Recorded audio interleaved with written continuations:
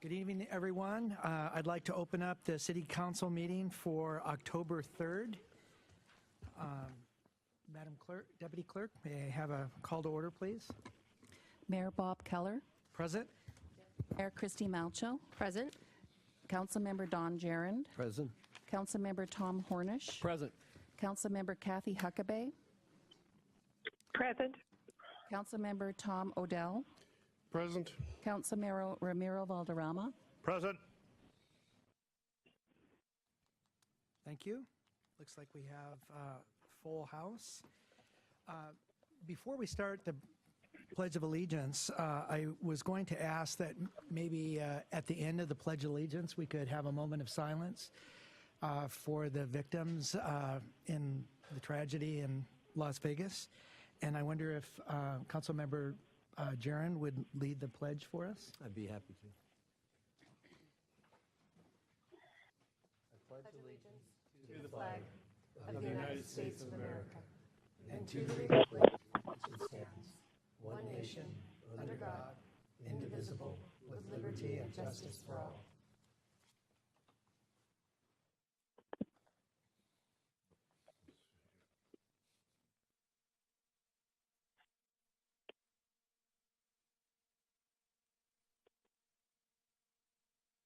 Thank you for that moment.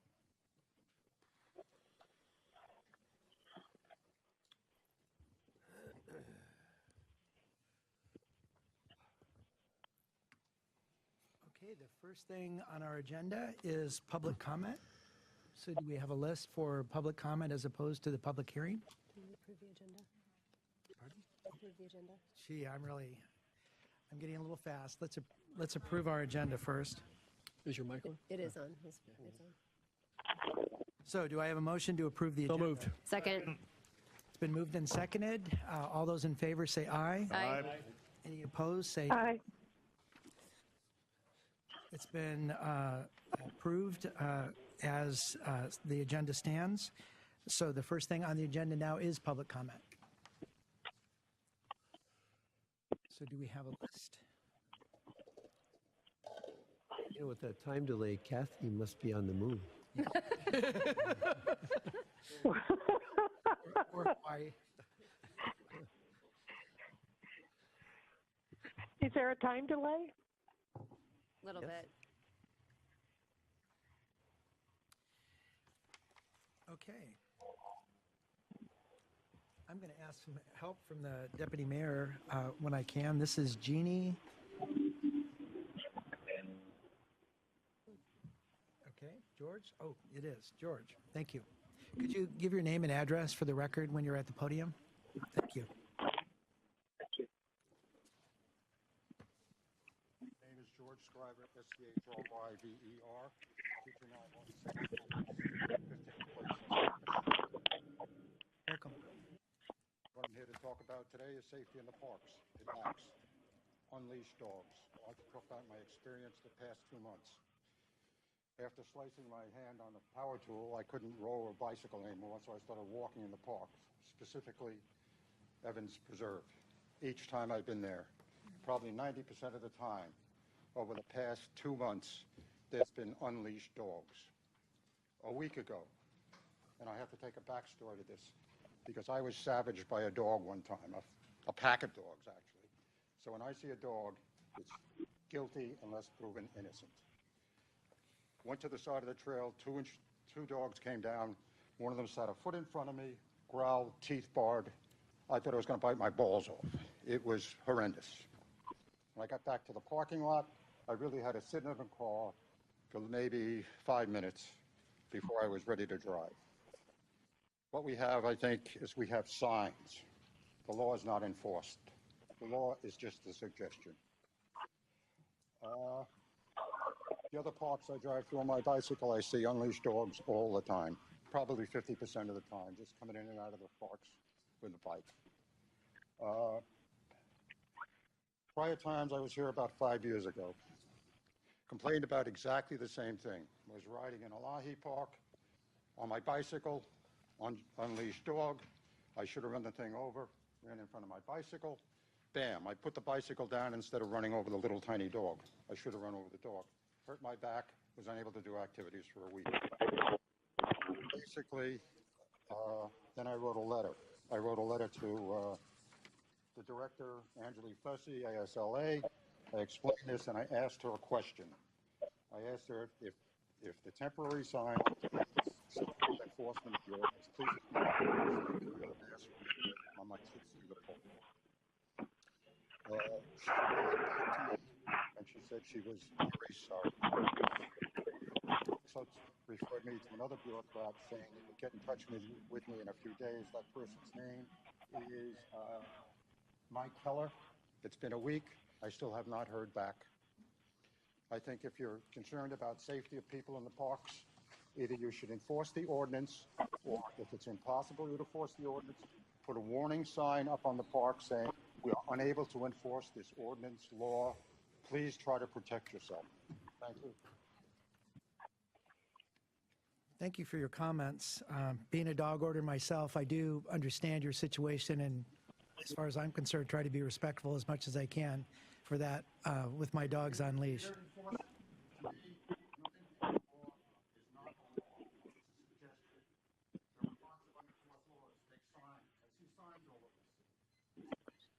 Thank you very much. We do have a question. Excuse me, George? Well, it's more directed for our city manager. George. Yes. I was going to ask a question, but I'm going to actually direct it to our city manager here, but then I do have a clarification question. Who does the enforcement? Is it our police department that does enforcement of this type, or? Our police department does enforce it when they have the time. And secondly, we also have animal control that comes in and does patrol the parks for this particular occasion, but that is a contract through King County. So the question I have, just for clarification, this was an.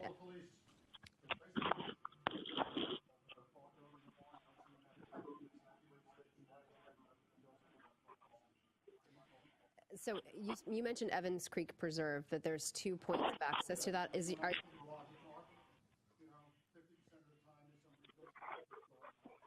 But at Evans Creek Preserve, are you accessing it from the trailhead that is off of Sahali, or are you accessing it from 202? Okay.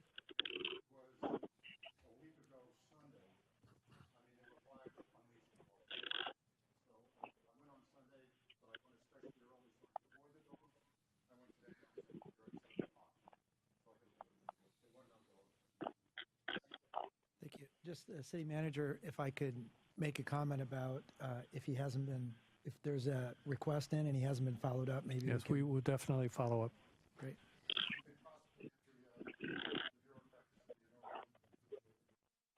Thank you. Councilmember Valderrama. I was just curious. I assume, George, that those dogs were accompanied by their owners when they were unleashed?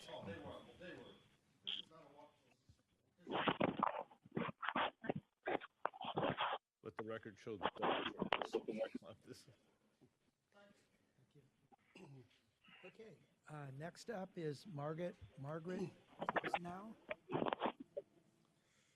Hi, Margaret. Name and address for the record, please. Yeah, Margaret Rosenau is my name. 21801 Northeast 4th Street in Sammamish. I've lived there for 37 years. I'm representing the Art Commission. Can we have the first slide, please, Lisa?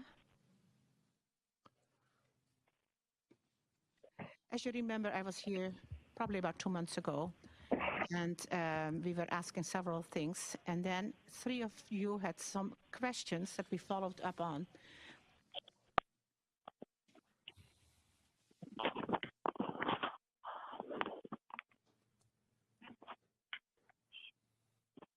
Margaret, if I could just interrupt briefly. Ramil, are you going to speak separately, or were you speaking together? Great. Yeah. Thank you. The request from the council were several things. One was one of the persons wanted to have the art budget from several cities, and I provided that a while back, 16 cities in the area here. So you had a chance to look at that. By the way, I really appreciated the last meeting. You all had done your work and you all had read all the paperwork, and I really appreciated that.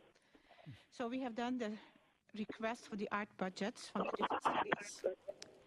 And then we also added line to the process that we had at that time. And we have a slide, you can look at it a little later. And in the process, one of you had asked community involvement in it. We've always done the community involvement, but we didn't put it actually in writing in the process. So it's in writing now. Of course, the process will fluctuate a little bit. Sometimes we will do the community involvement a little earlier. Sometimes we do it a little later. And then one of you asked for what are you going to show us for art. Well, I have a little bit of a model. It's a make-believe thing. This is kind of what it's going to look like. Something that's about perhaps 10 foot tall, perhaps 8 foot wide. We can change any kind of size. So this is the official model. Oh, that won't stand. It's okay, I'll hold it. We'll do this with. We do this with various types of marble. It can be marble layered. Several items we will use at the same time. Several colors we will use at the same time. And it will be kind of like this. This might be marble A. This might be marble B or marble B. This might be marble C. And we can go any direction, any height, any shape. Then we will use sandblasting to get the artwork on it. So we have several sites to put the artwork on. It will be all kind of in the same theme. We don't know exactly what it is going to be, but we're going to have the marble for sure, and we're going to have also metal in it. And then we have the sandblasting. We are already talking to some marble artists. Of course, not all artists can do this. So this is one of our projects that we're going to have.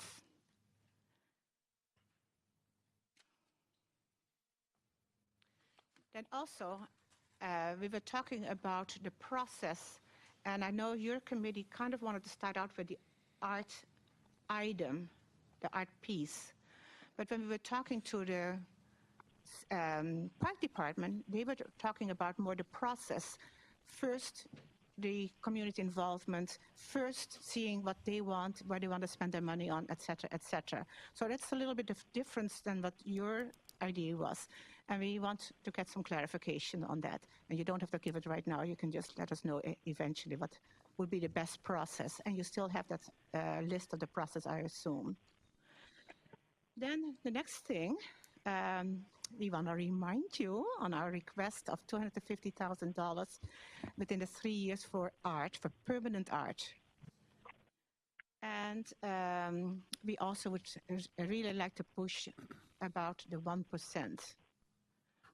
And I'm sure you're still familiar with that. Do you have a question for me before Ramu goes on? Do you have a question about the art item? Any questions from the council? No, not at this time.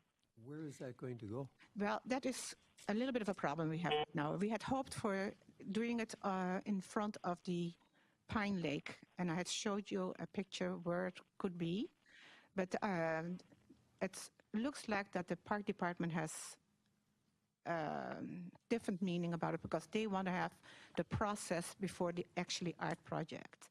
And I might be wrong about this, but that's what we have gotten from the park department. So that's why I want to have the clarification from you. We like to put it at Pine Lake at the entrance, mainly close to where the pathway is, not where the cars go in, but where the pathway is. But if that doesn't work, we can do it any other place. This can be smaller, this can be larger.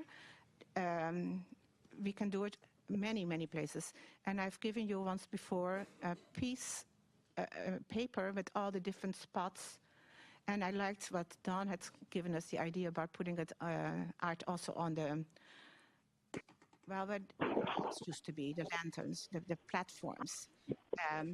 This might not be the thing to put there, but this won't be the only project we are doing during that moment.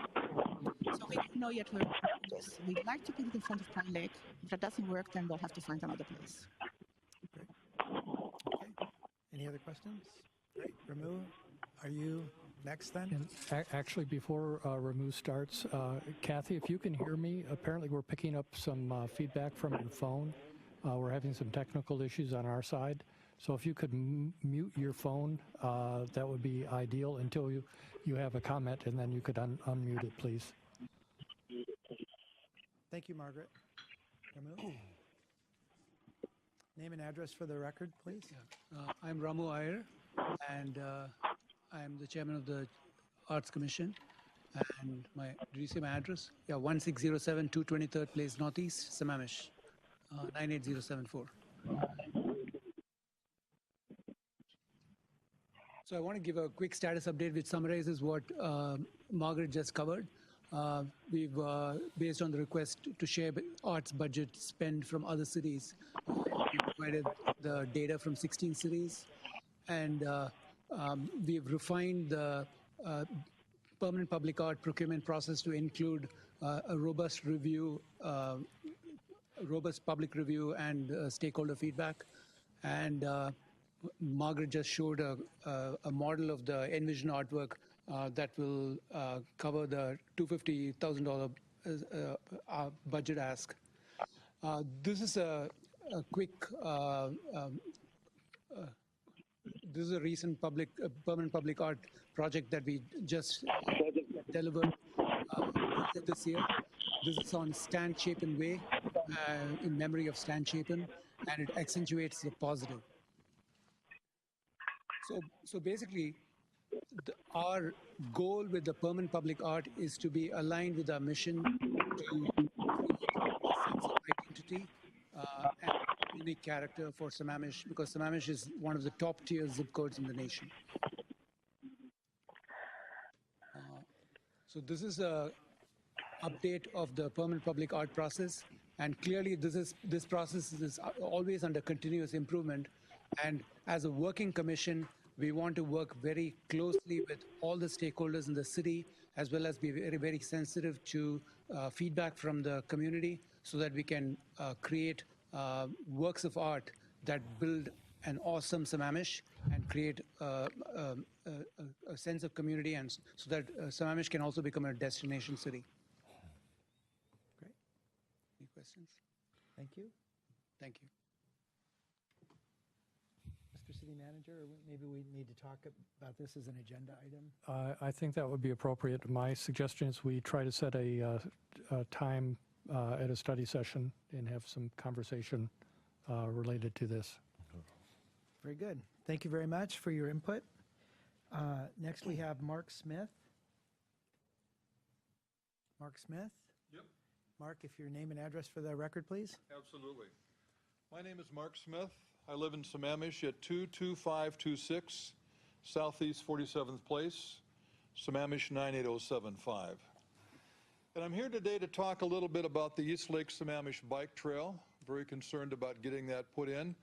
And maybe a minute on bicycle safety. And for those of you that may not know it, a 69-year-old bicycle rider was killed a week and a half ago on the trail down by East Lake Sammamish Parkway, crossing the street down by the Costco. Car was turning right, hit him, the car ran over him, the car could not get off of the man, and the man died at the scene, run over by a car. I think it's critical to note that whenever we have a conflict between a car and a bicycle, the car always wins. It's very critical that we make sure that on the East Lake Sammamish Trail, we don't let cars and bicycles meet. It always works out poorly for the bicycle. So I did get a copy, Lyman, from the traffic analysis that you did for the East Lake Sammamish Trail. I read through that. I know a little bit about what I'm talking about. I spent 7 years as a traffic engineer for the City of Seattle Engineering Department, Traffic and Transportation Division. I've personally designed hundreds of, and that's all I did was traffic and transportation. I've designed hundreds of intersections, all the way from stop signs to blinking lights to complicated 7-lane traffic each way. So I know a little bit about what I'm talking about. I did read your traffic study, and I see a lot of omissions in there, things that should have been considered, things that relate to safety that were not in there. So a couple of things that I would like, Lyman, I appreciate your sending the report to me. I also asked for a rundown of how much we've spent to our contract attorneys to prepare lawsuits to sue King County. I'd like to see that, please. I asked for that a week and a half ago. I know it's taking some time to pull that together, but I would like to see that. And I'd also like to see, at this point in time, according to the East Lake Sammamish paper, we are requesting an appeal from Judge Kokenhauer, where he told us to proceed with the trail and not to intervene, which we are doing. So I would like to know how I could get a copy of that appeal, number one. And number two, I'd like to also get the paperwork, the request to the United States District Court to reconsider the preliminary injunction. Is that something that I can request and get through your offices? Certainly. By your request now, we'll treat that as a public record request. I appreciate know staff is working on your earlier request, but it is not a document as such. So, and there's a hearing coming up, I'm hearing later in October. Is that something that the public can attend? Related to the East Lake Sammamish Trail, the Phase 2B? Yes, sir. Yes, that is, and it will be noticed. And how would I find information on that? It will be on the website, and I'll make sure that I personally send you the information. I appreciate it. One last quick question. In that study, determining how to place the stop signs on the East Lake Sammamish Trail, who made the decision that we would stop the trail traffic rather than the vehicular traffic? Was that by your offices, by Stephen Chan, the traffic engineer, or was that by the consultant? I believe it was done in consultation, our staff and the consultant. Okay. Thank you very much. Any questions for me? Actually, if you do have some omissions that you said that were left out, if you could forward those to us, we'd be interested to hear what those are. Okay, and I'd be happy to meet with Stephen Chan or any of your people or the consultants and go through these if that would be valuable. Great, thank you. Mark, we have a question from Councilmember Gerand. Yes. Mark, do you feel that, where you spoke about those roads crossing the trail, do you feel that four-way stop signs would be safer all the way around? Well, that's an issue. You don't want to oversign an area. Otherwise, people think that they don't make any sense and they break the law.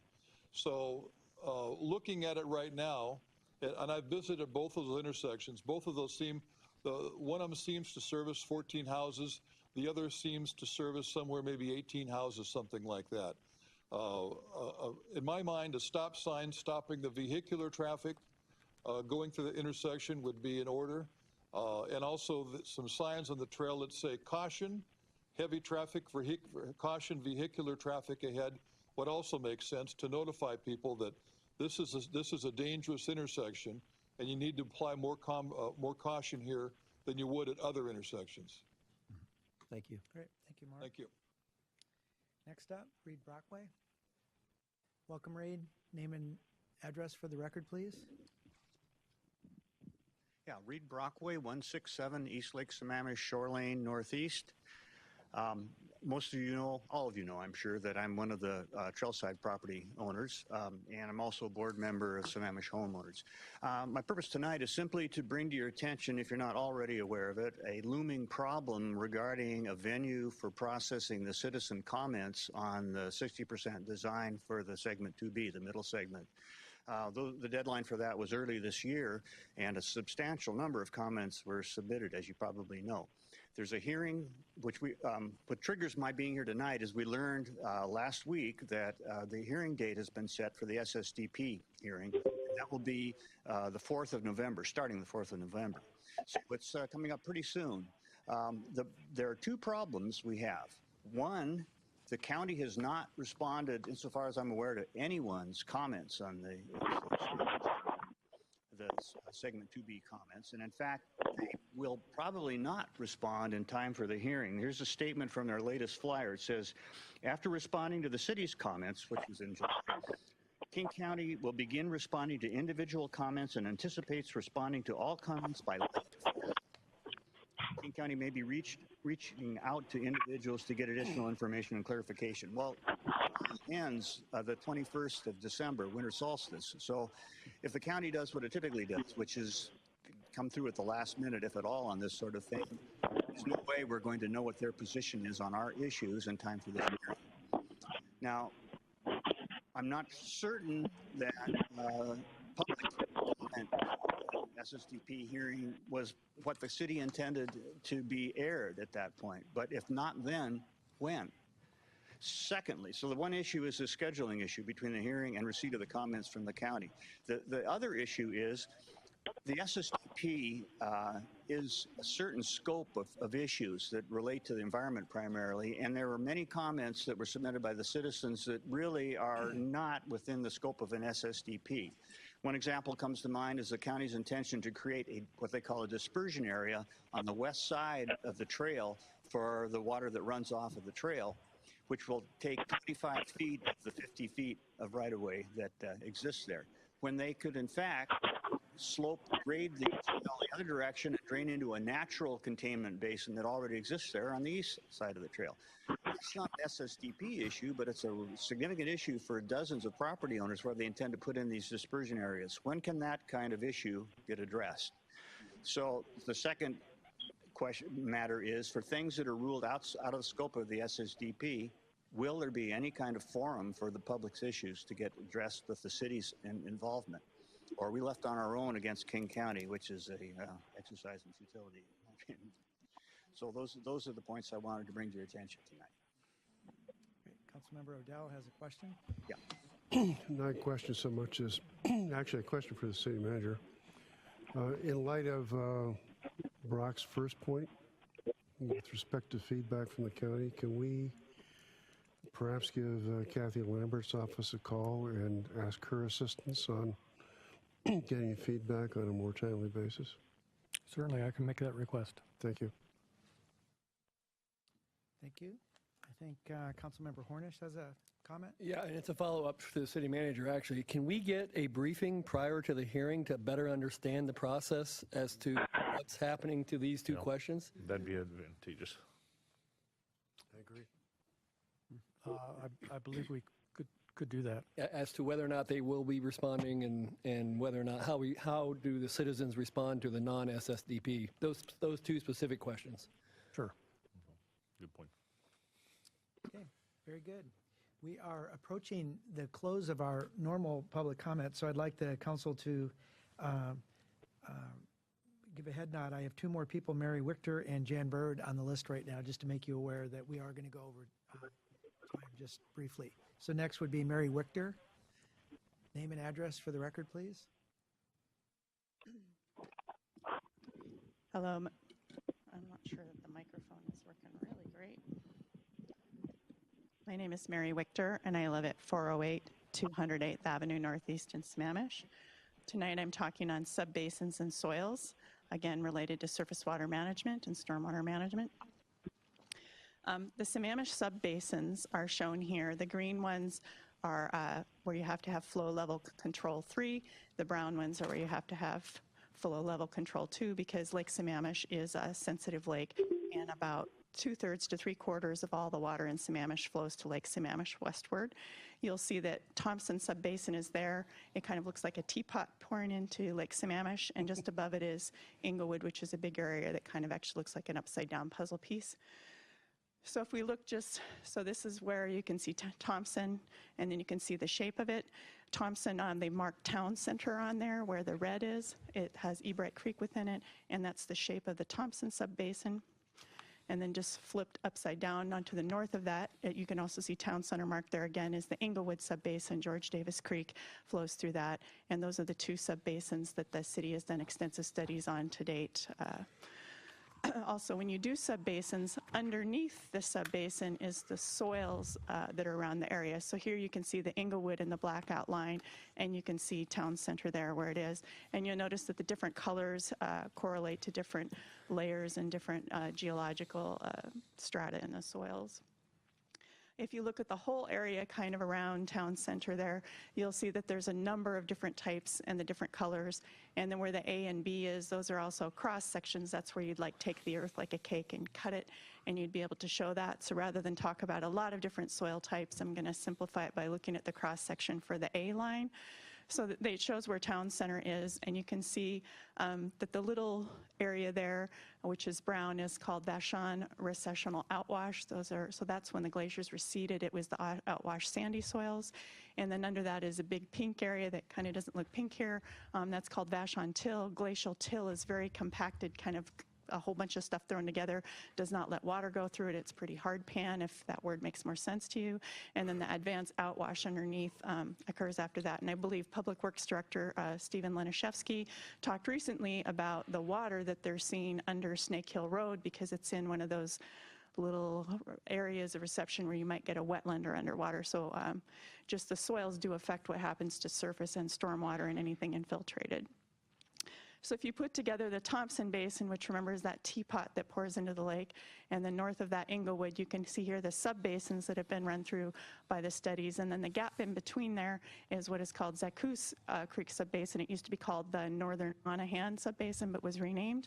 And if you look at the legend here on the geology, you'll see till soils are gray, and then the outwash soils are light gray. And you'll see that those change about halfway down the Zaccoose Subbasin, where a lot of sedimentation comes from.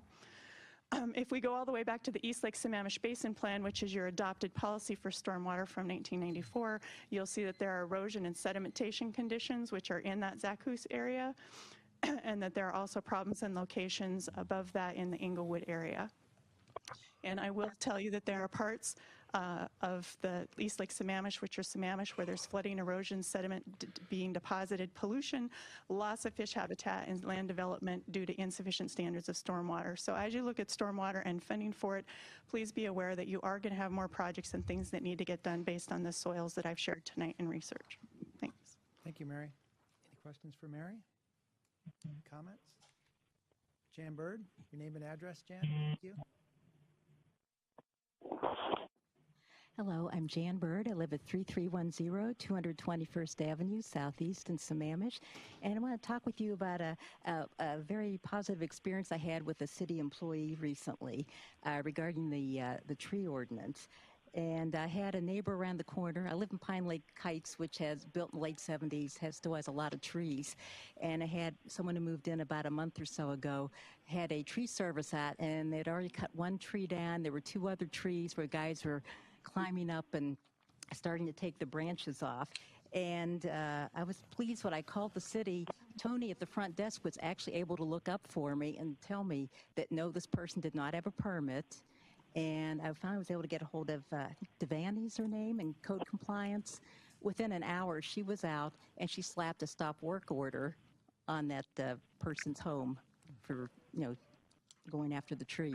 I was very impressed, because when I had called maybe several years ago, it'd be a day or two later. Someone. How does the size look, and how stable is that? Excuse me. One minute, Jen. Councilmember Huckabee, your comments are being heard by the entire chamber. If you have a mute, great. If you have a cover that you can put on your microphone, please do. Thank you, Jan. Sorry for that interruption. Okay. Anyway, so, and kind of my point is, I get concerned when I hear people running for office or people on council that say we ought to decrease our staff by attrition because we have too many staff.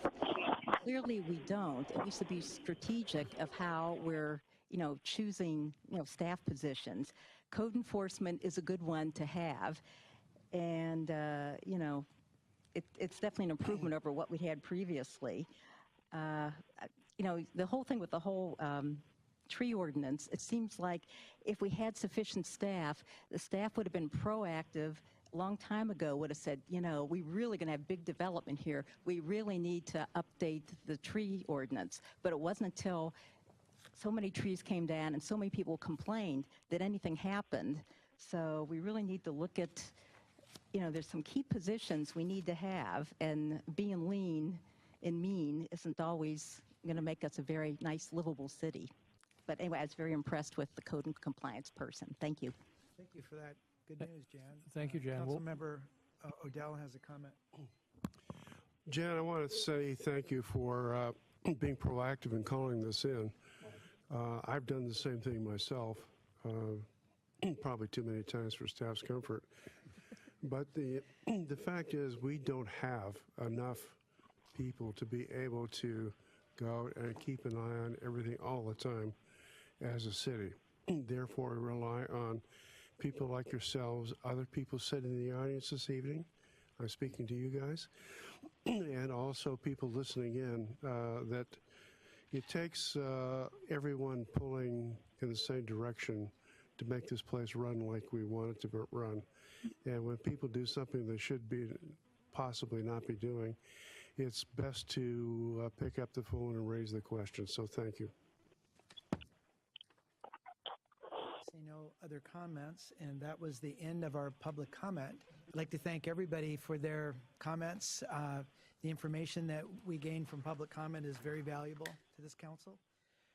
And I see next on the agenda is the approval of the consent agenda.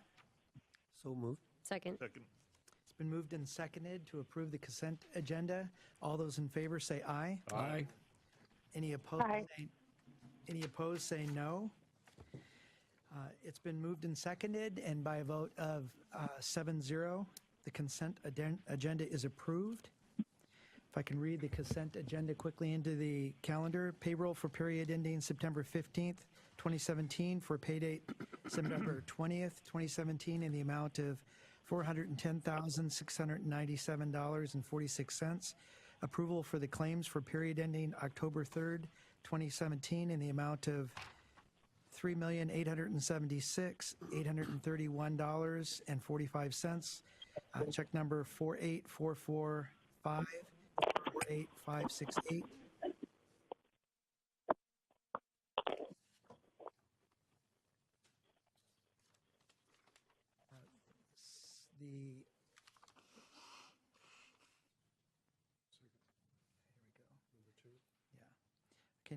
Second reading, creating a Human Services Commission and adding a new chapter 2.75 to the Sammamish Municipal Code, providing for severability and establishing an effective date. That's ordinance 02017-443.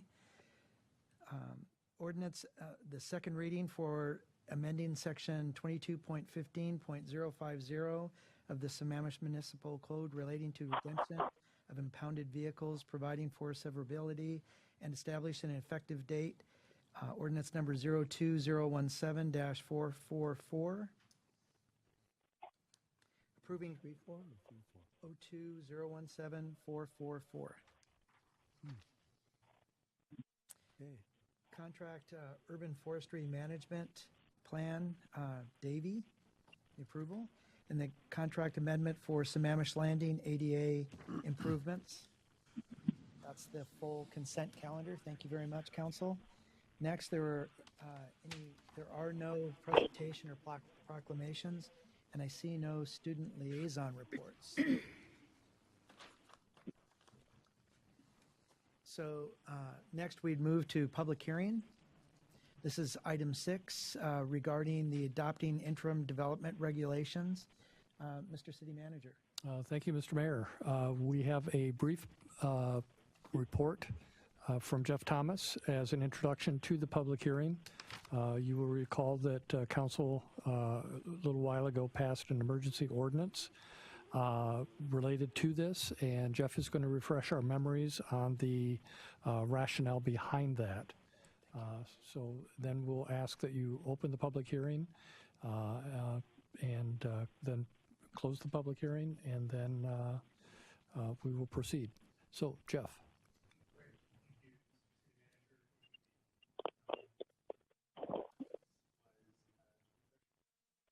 September 5th, and as required by state law, we have 60 days to complete a public hearing, and the interim ordinance is good for 6 months. So we're within that time frame, and the ordinance specifically, ordinance 2017-442, was passed to prohibit the circumvention of zoning density within the division of land. And specifically, as it reads in Exhibit 1 of your packet to the agenda bill, the section of code is Sammamish Municipal Code 19A08190. And this language, which is on the screen right now, when in strike through and underline, was amended. It applies to the further division of all land, so that current zoning densities in the city would apply rather than King County densities or other densities the city had prior to the net density provision being adopted in 2005. So that is a quick 30,000-foot summary of the actual amendment and the contents of the emergency ordinance that you passed. I know there appears to be a few people here this evening to speak to a specific property. I'll turn it back over to the mayor to open the public hearing, and then we can certainly discuss that situation after you hold your public hearing if you wish. So, Great. Thank you very much, Jeff. I'll open the public hearing. It looks like we have 4 people, so I'll open the public hearing. And the first one up is Stacy Gillette. Stacy, thank you. We have 3 minutes for your comment, and your name and address for the record, please. Thank you. My name is Stacy Gillette, and I'm the executive director at the ARC of King County, located at 233 6th Avenue North in Seattle.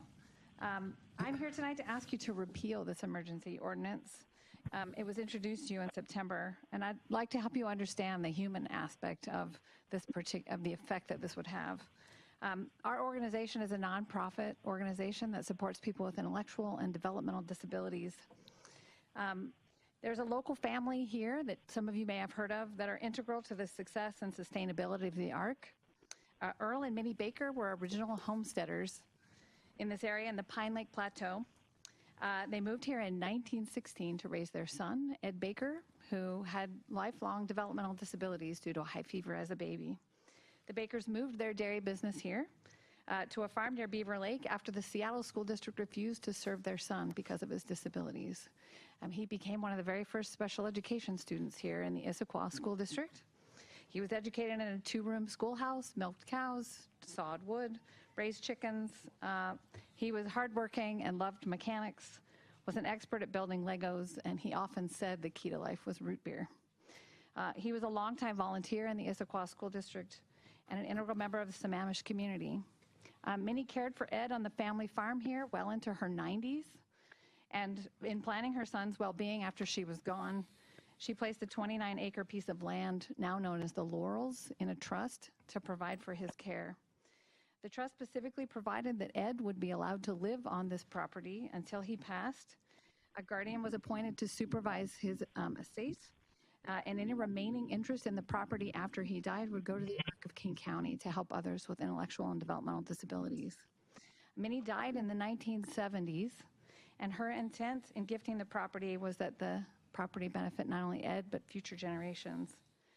This arrangement worked until the mid-1990s, when it became obvious the trust was about to run out of money.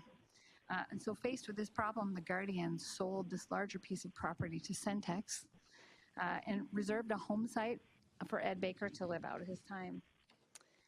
Centex divided the property, and everyone involved, including city planners, understood the need to preserve Ed's home for him. They agreed to develop the tract where he lived later in future development, which is the property that is affected by this ordinance. Ed died in 2013 at the age of 103. He lived out his life on this small property that Minnie set aside for him. Because Ed lived much longer than anyone anticipated, city planners who knew about Ed Baker and the history of this property are long gone. We appealed the city's decision to limit the zoning on this property because zoning laws have changed since Ed passed on. And recently in September, the Superior Court agreed that the lot should be available to be subdivided into 4.8 lots. I would just like you to know, if I could as an organization, take an extra 2 minutes by any chance, the 5 minutes. Sorry, I just want to quickly We do have a say long what we agenda do. tonight. I'd like to accommodate everybody that came up. So if you could make a summation, that I will. would be appreciated. Our program helps a number of people in your area, between 75 and 100 families easily identified. Our work is here to perpetuate supporting people with developmental disabilities, and I hope that you'll honor Minnie's original intent. The difference this makes is about $1 million to the ARC. So thank you for considering this. Thank you very much, Stacy. Next, we have Bob Jones. Good evening. I'm Bob Johns, 11201 Southeast 8th Street in Bellevue. Thank you. I'm the attorney for ARC. As Stacy mentioned, ARC approached the city when they acquired this property after Ed Baker passed away about subdividing it, and we were told that this section of the code before the changes you passed the other day applied not just to lots as indicated here, but also to this future development tract. We appealed that decision, and as Stacy mentioned, a few weeks ago the Superior Court ruled in our favor and said we could go ahead and develop it. Immediately after that decision was issued, the staff came to you and presented you with the emergency ordinance that was passed. So I think the emergency was stopping ARC from developing its property. During the hearing, the city kept saying, we're sorry, we don't really mean to do anything terrible to ARC, but we're worried about the precedent if other reserve tracts in the city are developed under the old King County codes. I was a little skeptical of that claim simply because in the 7 years that this code's been on the books, the only piece of property that the city ever applied this to that denied the property owner the right to develop it was ARC. But we went one step further, and we went out and did a check and had somebody track down all of the parcels that are still in the city that are identified as future development tracts. And we've just been handed a sheet. There's 18 of them. It sounds like a lot, but we need to look at the specifics. The first 9 of them are all in the plat of Barrington. And these little reserve tracts, and they're just a few hundred square feet, are because when that was platted, there's a neighbor to the east made an adverse possession claim that his fence was the property line. And so there's a little 4-foot wide strip that runs all the way down the side of the Barrington tract. And it was set aside as a future development tract simply so that when the adverse possession claim was finally resolved, they could either give the property to the lots in Barrington or to the neighbor to the next. And so those 9 little slivers exist as future development tracts. Obviously, they can't be divided and they can't be developed as additional homes. The next 2 pieces on this list, numbers 10 and 11, are in the Chestnut Estates plat. They're little tiny pieces of property. One of them's a little arc crescent-shaped piece of property around a cul-de-sac because cul-de-sacs are round and the property lines around it were square, and so the little circumference around it was left as a future development tract. In the eventuality that if some other lot finally got developed there, they could just give it to the neighbor. The same thing's true with the next piece. It says it's 3,000 feet, but it's 20 feet wide, and it's available only and usable only as an addition to a road that may eventually occur there. The next item on the list, number 13, Fieldstone, is another long, skinny, 20-foot wide tract that's there to make room for a potential future road. Number 14 is in the Laurels plat, which is where ARC's property is as well. We don't even understand why this is listed as a future development tract. It's part of the homeowners association's recreational open space, and it's used and owned by the homeowners association. It's also too small to turn into a lot. I'm going to ask you to start wrapping up if you could. I'm sorry. I'm going to ask you to start wrapping up if you could. I'm almost done. Great, thank you. The other 3 properties besides the ARC property are in one case, the case is 16 and 18, very long, skinny pieces next to a road, no more than 10 or 15 feet wide. And in the Sammamish Heights project, it's actually the parking structure for the condominiums. It obviously couldn't be divided. They have to get rid of all the parking. That leaves as the only property affected by this ordinance, the ARC property. It's a little piece of property, it's totally surrounded by residential development. It might have room for 4 or 5 lots.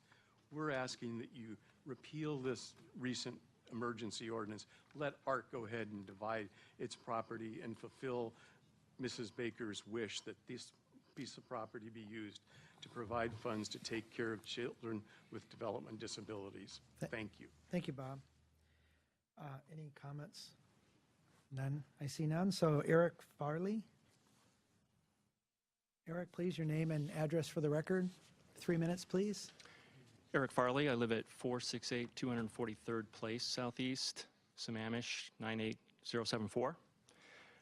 My wife and I and our family have lived and worked in the Sammamish-Issaquah area for nearly 30 years.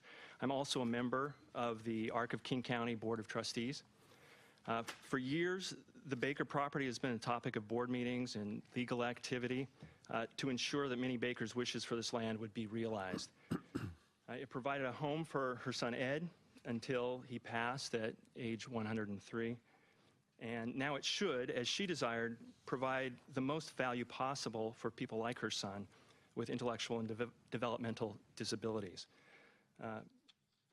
As it was said, the property value is estimated at $1.6 million if the Ark sells it zoned for the 4.8 lots, but $1 million less if sold as a single dwelling property. So as you can imagine, the difference is so unnecessary and a huge loss to the Ark and the families that it serves. I'm proud to live in the progressive and inclusive city of Sammamish. So you have an opportunity here to honor the Baker family's legacy and decide this specific issue that will make more than $1 million of additional funds available for services and advocacy for our most vulnerable families and people with disabilities. So I ask you not to let this opportunity to do so much good pass by. Thank you. Thank you, Eric. Is there any comment by the council? None? Okay, Greg Christensen.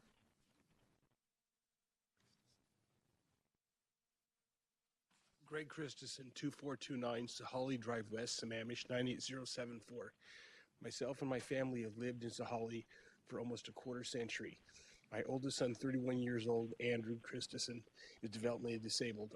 Ark of Washington has provided numerous services to my son and my wife and myself as caregiver of my developmentally disabled child. I find it shocking that this ordinance would be directed toward trying to one tract of land specifically for Ark that would basically derive an organization that's supported my son through 25 years of his 31-year life, $1 million, by needlessly hindering their right to sell it at market value. You see all the houses and developments all around here. I've lived here for a quarter century. And now this one little tract of land already built into a subdivision is not going to be allowed to settle based on all the other deviants we just talked about. That's it. I just found out about this. It greatly upsets me. That's why I came down here to the council meeting. I'd like to give the rest of my time to the first speaker on this issue. Can I do that? Please. To be honest with you, She was cut short. If you want to give Stacy 1 minute, if you can make your comment in 1 minute, that would be great. Thank you. Thanks. I do think it's important, and thank you again for the 1 minute, for you to understand what $1 million buys at the Ark. So we are the 211 system for King County. We assist families who are in crisis, who are looking for help, to ensure that they get support that they need to prevent out-of-home placements. We support families who are homeless, who have children with developmental disabilities, to get case management and housing. We support 47 individuals in the community to live independently. We have a Rep Payee program that supports people to pay their bills so that they can live independently if they have a developmental disability. We have a legislative program that helps families tell their story to change laws that promote and protect the civil rights of people with developmental disabilities. We served over 1,200 families last year directly to ensure, again, that they can navigate systems like education, human services, and this would be a great gift to the Ark for you to reconsider this proposal. I just want you to know that there are a number of families who couldn't get respite tonight who are going to come and speak with you, and your reconsideration of this would be greatly appreciated. Thank you so much, Stacy. Thank you as well, Greg. Thank all of you for your comments. I don't have anyone else on the list. Is there anyone here that wanted to speak to this subject? I'm sorry. Stacy, I had one question for you. What is the annual budget of ARC? The ARC has a $3.5 million. 3.5. Thank you. Thank you, Councilmember Gerand. I think we have one other person that would like to speak. Two? Great. Three. Great.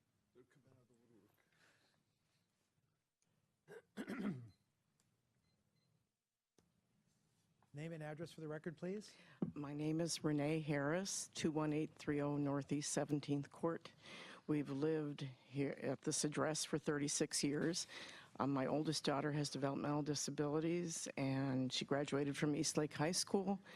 And when she was born, I called the ARC and got help 38 years ago, and again when she started in the school district 35 years ago, because we were having problems getting her included in more regular education. And the ARC helped me quite a bit. Their information referral person walked me through and helped me so much. And I also worked at the ARC for 18 years. I worked with adults, and I participated in activities that the ARC does with families. I can tell you that the ARC does wonderful things for people. The people that work there are so great, but they need funds to be able to operate. They're a nonprofit. And there is no other organization that helps adults and families who have children with developmental disability at all like the ARC. There is nothing like them. And they're very precious, and the community should want to preserve it. And they've helped a lot of people here in Sammamish too, the parents. And I just want to support, I'm here to support Stacy in what they're requesting. Thank you so much. Appreciate it. I see no comments up, so next. Maybe the next gentleman could stand in the back as well, just so that we know how many people are going to be here. Good. Yes, if everyone could, that wants to speak. Name and address, please. My name is Kadam Goswami. I live in 481 243rd Place Southeast in Sammamish, 98074. So quick story here is you want to go to Paris. You plan about going to Paris and do all the research. When you go in the plane for the Paris and you reach somewhere in the Africa, and then you realize that all the plans you have done for Paris, it's not, you don't find Eiffel Tower there and you don't find other things there. Exactly the same thing happened with us when my son was born and he had disability. So the first thing here is the acceptance, that how do you identify, how do you take this shock when you realize that probably your child or children, they won't be able to do the things which others, so typically developing kids, can do. So the first help I found from the ARC was this acceptance and finding the resources which they have supplied to us. We have been living here for 11 years, and my son is now 11 years old. ARC has been tremendous in terms of providing the support, not only providing the awareness for the disabilities individual and their families, but also providing the support. So I would urge the council to repeal this ordinance and give them the support. Thank you. Thank you so much for your comments. Next, your name and address for the record, please. Mac Archibald, 21846 Northeast 30th Place, Sammamish. I've lived here for over 30 years. I also had a disabled child. I can attest as well to the tremendous benefits that ARC provides for the disabled community and for the community as a whole. I am a lawyer. As my practice, I looked at the decision that was made by the hearing examiner plus the court decision, and the ordinance that has been passed is shocking to me. It is truly shocking that this ordinance would seem to be directed solely at a single property. And from my understanding and reading everything, the impact on this community would be beneficial in the sense that the lots that these houses would be built on are larger than the lots that the existing houses are on. The density that would be increased by these 4 houses is negligible. It is just unbelievable to me that this city council would prohibit under the circumstances and the history of this property and the intent behind it, and the fact that the Sammamish, city of Sammamish approved this back in the day, to turn around now and say, oh, no, you can't develop it, is just unconscionable. Thank you. Thank you, Mac. Next up.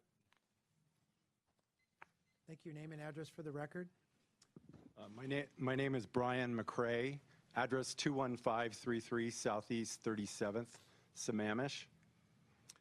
I was honored several years ago to be hired by the ARC of King County to help them establish value for their property and to help them with the sale of the property. So I'm here just to give you the statistics that I gleaned for them, just to help you understand the value calculation. The maximum density using the net density calculation would be 10,450 square foot lots, taking into account right-of-way, stormwater retention, et cetera. Comparable homes in that area are selling for $1.4 million in the adjacent developments with smaller lots. Developed lots are worth about 40% of a home's value now. The cost to develop the lot is about $100,000 per lot. The potential value range actually of this land is somewhere between 1.6 and 2.4 million, determined by net yield and by feasibility studies. The property is located in a premium high-demand area. All of the right-of-way, sidewalks off main roads are done. Utilities are currently available, sewer, gas, and electric. A delineation of the critical areas has been done. Tree and green space retention has been established, and the removal of structures, septic, decommissioning of a water well are required, but would be relatively easy to do on this property. And that's all I wanted to share with the council tonight. Great. Thank you very much. I see no questions. Is there anyone else that would like to comment on this subject? My understanding is that, I'm going to ask for some direction, but my understanding is that no decision is going to be made tonight on this, and it will be revisited by the council with another hearing, or? Yeah, I'd be happy to comment on that. So this is the required public hearing for the emergency ordinance from September, the adoption of it. During the 6-month window that the emergency ordinance is valid for, our job as staff is to facilitate a full legislative review of the amendment that was completed. So we're scheduled to begin that process with the Planning Commission later this month. They'll complete their work in November, and then this will come back to the council, again, as part of the regular legislative review process before the end of the year. Okay, so we have a public hearing open right now. I'm going to ask, is the recommendation now that I close this hearing based on the council for discussion? Yes, that would be our recommendation. Okay. The hearing is then now closed, and we can start some discussion on this. I see we already have comments, starting with Councilmember Hornish. Yeah, so as we go through this process, what I would like to know is to verify this, that somebody else has prepared, the attorney for ARC, and or the city's own analysis of the available, reserve tracks, if we could, to kind of do the more analysis and the effect versus what it would be for everybody, but if it only affects a few. I would like to know that. Okay. I have not received that document that you just held up, so I'll have to get a copy of that and take a look at it. So. Next, we have Councilmember Valderrama, and then Deputy Mayor Malchow. Yeah, thank you. First question I have is, there was a comment made by one of the presenters that the city had previously, in its history, had accepted the subdivision. Is that a correct statement? The plat was applied for, the subdivision, my understanding, was applied for in 1998 under King County, and then the city went through and processed it. So there were 3 phases in the plat, and the 3 phases, my understanding was they were recorded and finalized at various points in time. The phase that this tract is a part of is phase 2, and that was finalized in early 2003. It was recorded. Next question is, to the statement, and it follows on the earlier one, this emergency ordinance, and why are we doing an emergency ordinance versus a regular ordinance? What is the urgency and time sensitivity on this? And again, at this time in point, does it affect any other plat or lot than this? So it may or may not. Mr. Johns or whoever did this analysis on behalf of ARC, again, it's not something that city staff has looked at. So we'll need to take a look at that, and we'll be happy to report back our findings.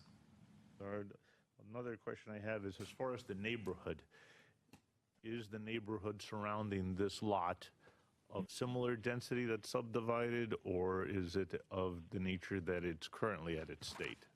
So how would this affect the character of the neighboring? Right. So I'm going to switch here to another graphic. This is phase 2 of the Laurels. Just bear with me as I scroll down here.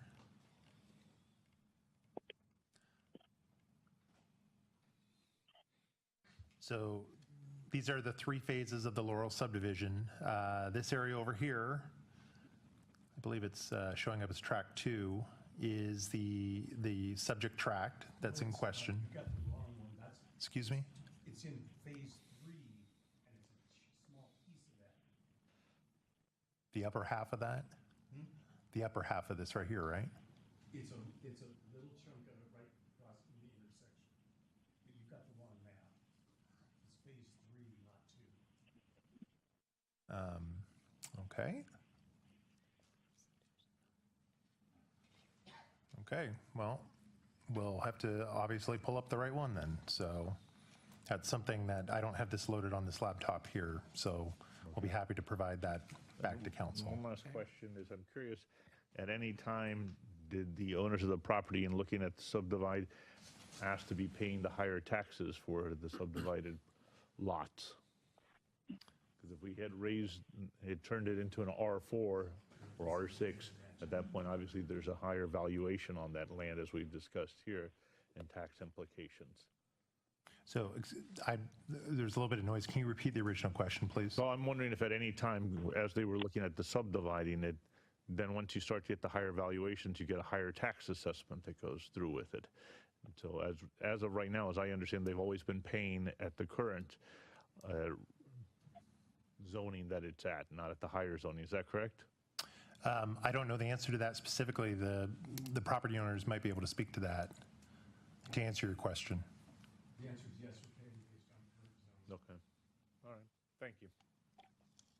Okay, next, I believe Deputy Mayor Malchow.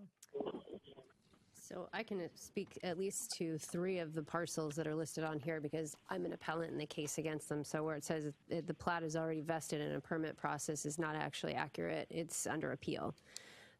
And for some of the same reason, actually, which is that it was dedicated open space on the other side of Ebright Creek, and that's why it's being appealed. So, okay. Excuse me. Bob, thank you very much. We've been, but it's not customary for us to have an interchange. This is I just wanted to speak to those 3 parcels, that they're not really related to this.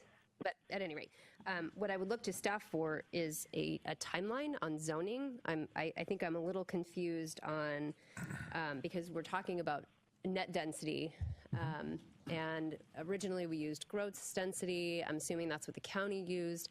At what point was the Laurels permitted originally, under gross or net density? Under gross. Okay. So the original plat filing, again, my understanding was 1998. Net density ordinance was adopted by the city in March 2005. So we've been using net density since that point in time. And there are 2, it doesn't sound like staff is aware that there's a second plat. I'm not even aware of a second plat. The one you pulled up is the only Laurels neighborhood I'm even familiar with. As far as, could you put that map back up? I mean, I've been in there before. Oh, no, back to the map.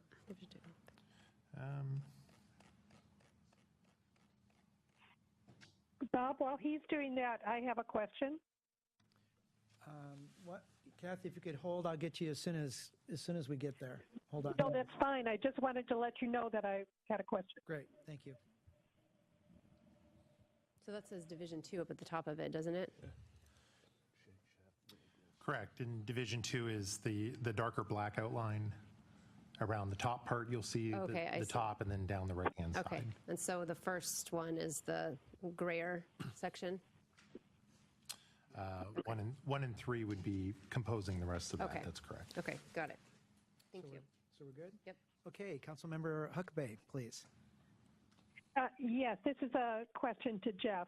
I understand that this tract was actually labeled for future development as opposed to open space, which is what Christy was commenting on. And Jeff, you had emailed me that that expired in 2013. So I don't need an answer now, but I would like to understand why, when they appealed this to King County, what was King County looking at when they said, yes, it was still correct for them to go forward to develop the property if indeed the future development application on this tract had expired. Also, I wish you would comment on, I have been talking to some of the people who were involved in this, and obviously I'm in Hawaii, so I couldn't drive over. I was told that there was some development that has already taken place on this property, and I'd like to understand what type of development and whether that was permitted by the city at any point in time. So, Councilmember, I'll attempt to answer your questions in reverse order.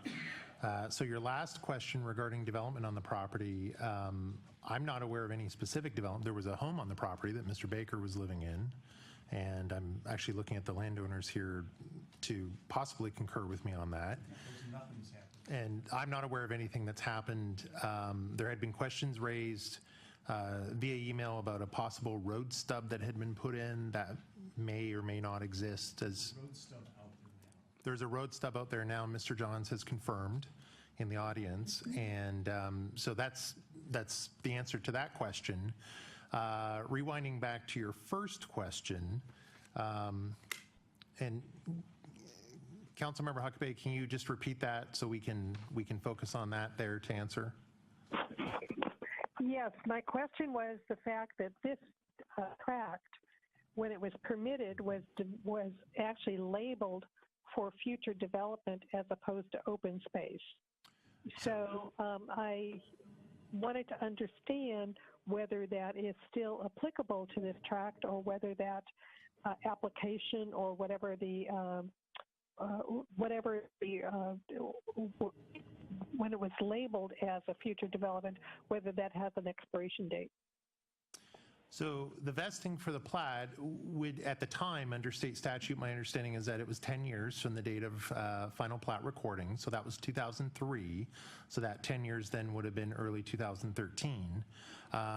With the net density provisions that were enacted in March 2005, and having that apply to future development or reserve tracts, if that 10 years, I believe it's 7 years now, but it was 10 years at the time, when that 10 years expires, if that piece of land then goes for development at some point after that under net density provisions, in this particular case, the density under King County when the plat was initially filed, the density was calculated at 117 lots, and 107 of those lots were actually built as part of the Laurels in 3 phases.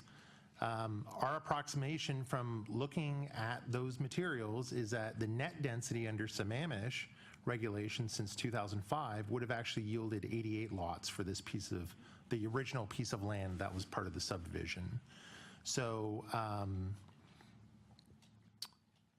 once that vesting period expires, the development of any piece of land would be subject to going back to look at the net density provisions of the original boundaries of the plat before it was originally subdivided. Councilmember Huckabee, At some point, I'd like to better understand why King County did not agree with that and said that it was okay to go ahead and develop under current standards, as opposed to following what you just told us.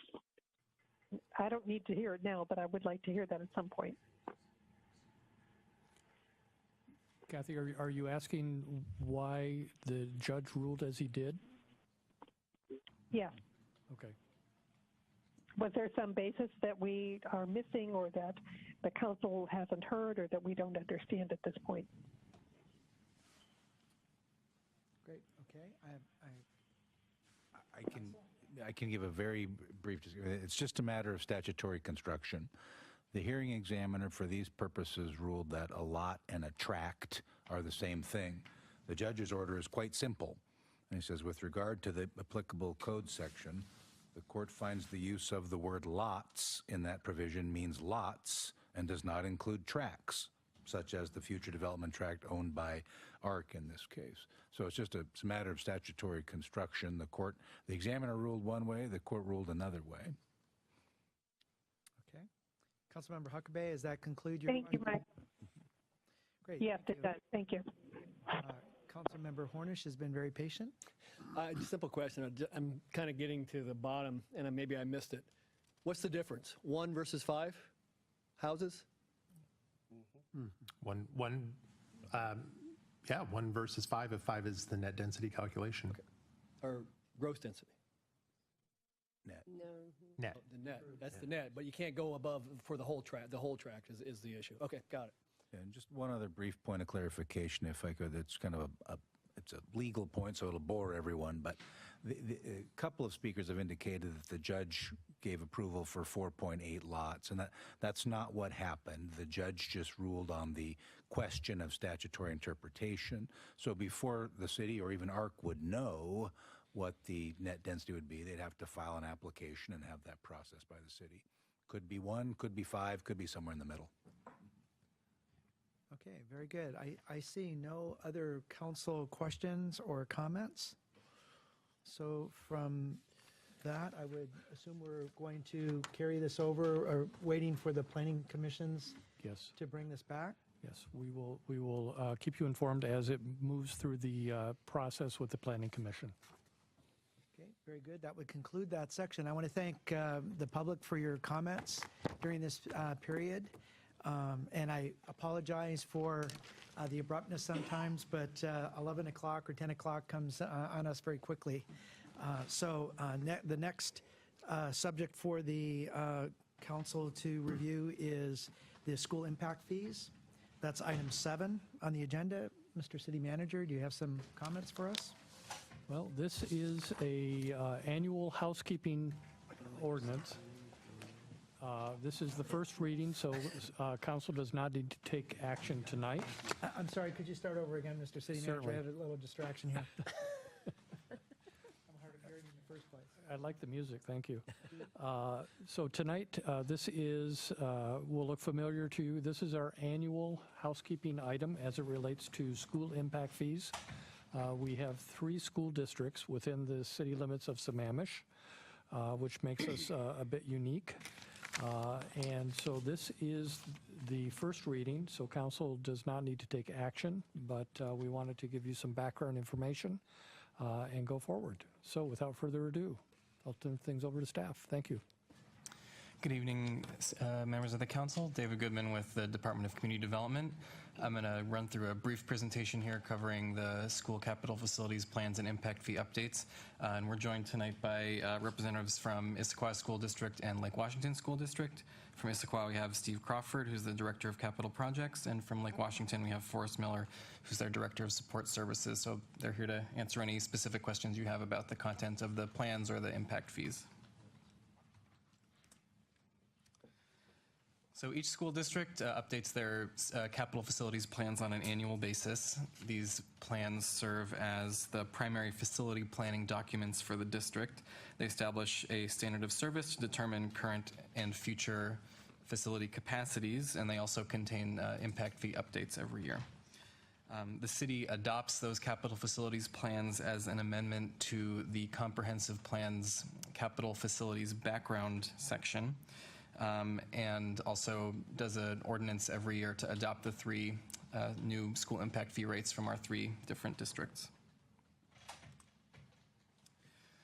So the school impact fees are levied on new construction within the city.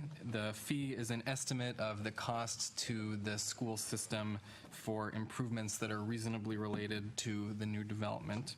And there's a number of things that go into determining what that fee actually is, including such things as estimated cost of site acquisition, facility construction, new student generation rates, among other things. And these are based on a calendar year timeline, so the new fees are going to be effective on January 1st of 2018. So as mentioned, the city has 3 different school districts within its boundaries, and the city collects impact fees on behalf of those districts. On the right is a map of the districts in the city. And just to give you an idea of what kind of funds we're talking about here, in 2016, the city collected about $567,000 for Issaquah School District and about almost $1.5 million for Lake Washington. And this year so far, we're up to over $750,000 for Issaquah and about $1.25 million for Lake Washington. And these fees are kept in a special interest-bearing account and are remitted back to the districts on a monthly basis. And just so you know, fees are collected at the applicant's choice of time, so that can either be the time of final plat, time of building permit application for non-platted development, or at the issuance of the building permit itself. So the new fees for 2018, I won't read them all out there, but generally speaking, they went up a little bit, and I think if you have any questions about that, our guests from the districts will be able to answer more specific questions.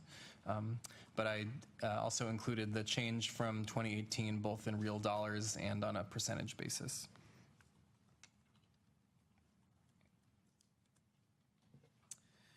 So as the city manager mentioned, we're going to have a second reading and adoption of the capital facilities plans and new school impact fees 2 weeks from this evening on October 17th.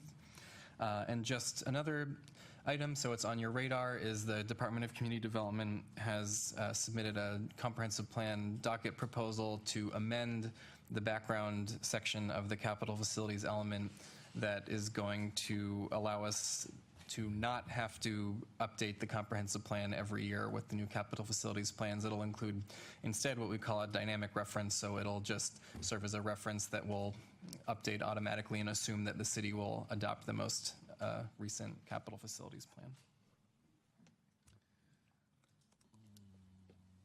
So that is all I have. Great.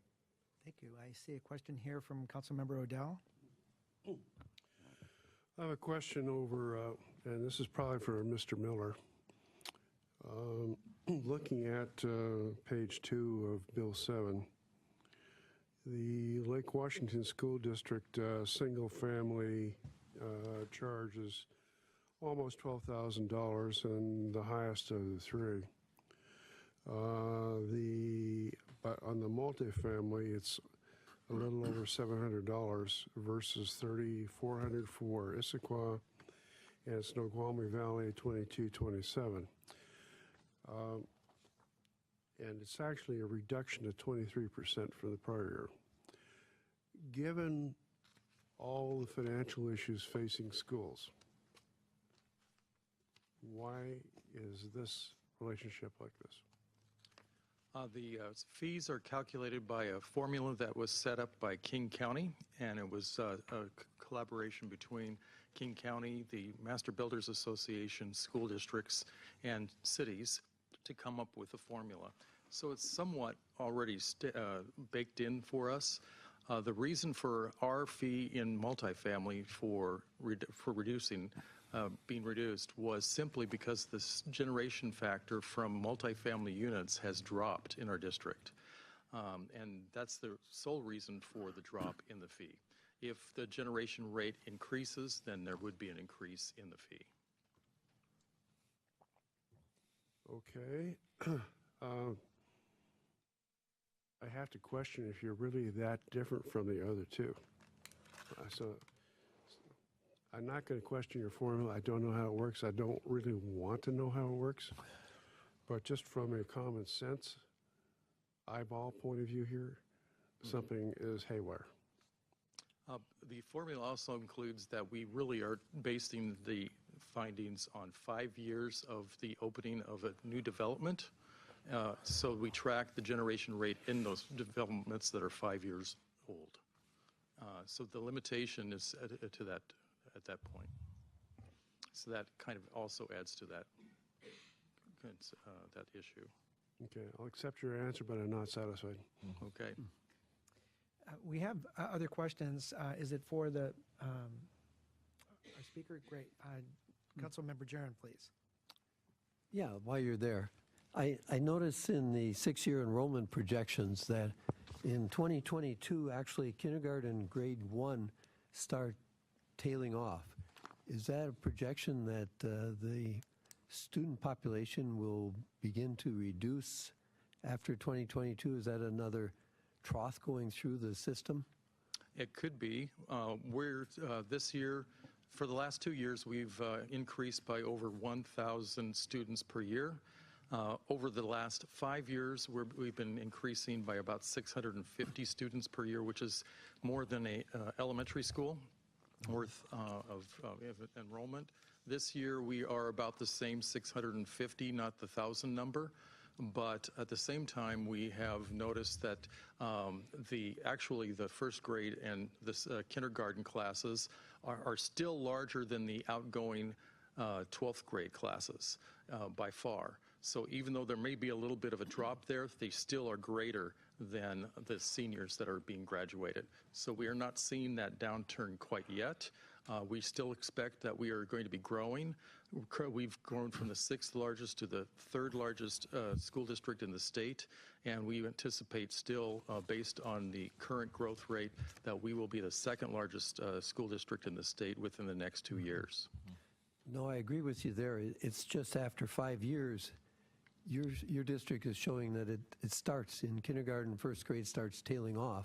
And actually, Issaquah School District shows the same projection. And I don't pay any attention to Snoqualmie Valley because I don't know that we have any lots that are going to be developed in Snoqualmie Valley. So that's irrelevant to us. Yeah. So just a comment. Okay. Great. I have one more question. Councilmember Valderrama. Yeah, I'm following on the questions of Odell in the sense that as I look at the multifamily per unit, especially the differential that takes place between it and other school districts, Issaquah and Snoqualmie are neighboring, and given the lowering of it, I understand that this is baked in, but it seems to be that in many ways it's almost a, for lack of a word, subsidy, or you're carrying the costs to the single-family homes get hit harder than the multifamily homes twice.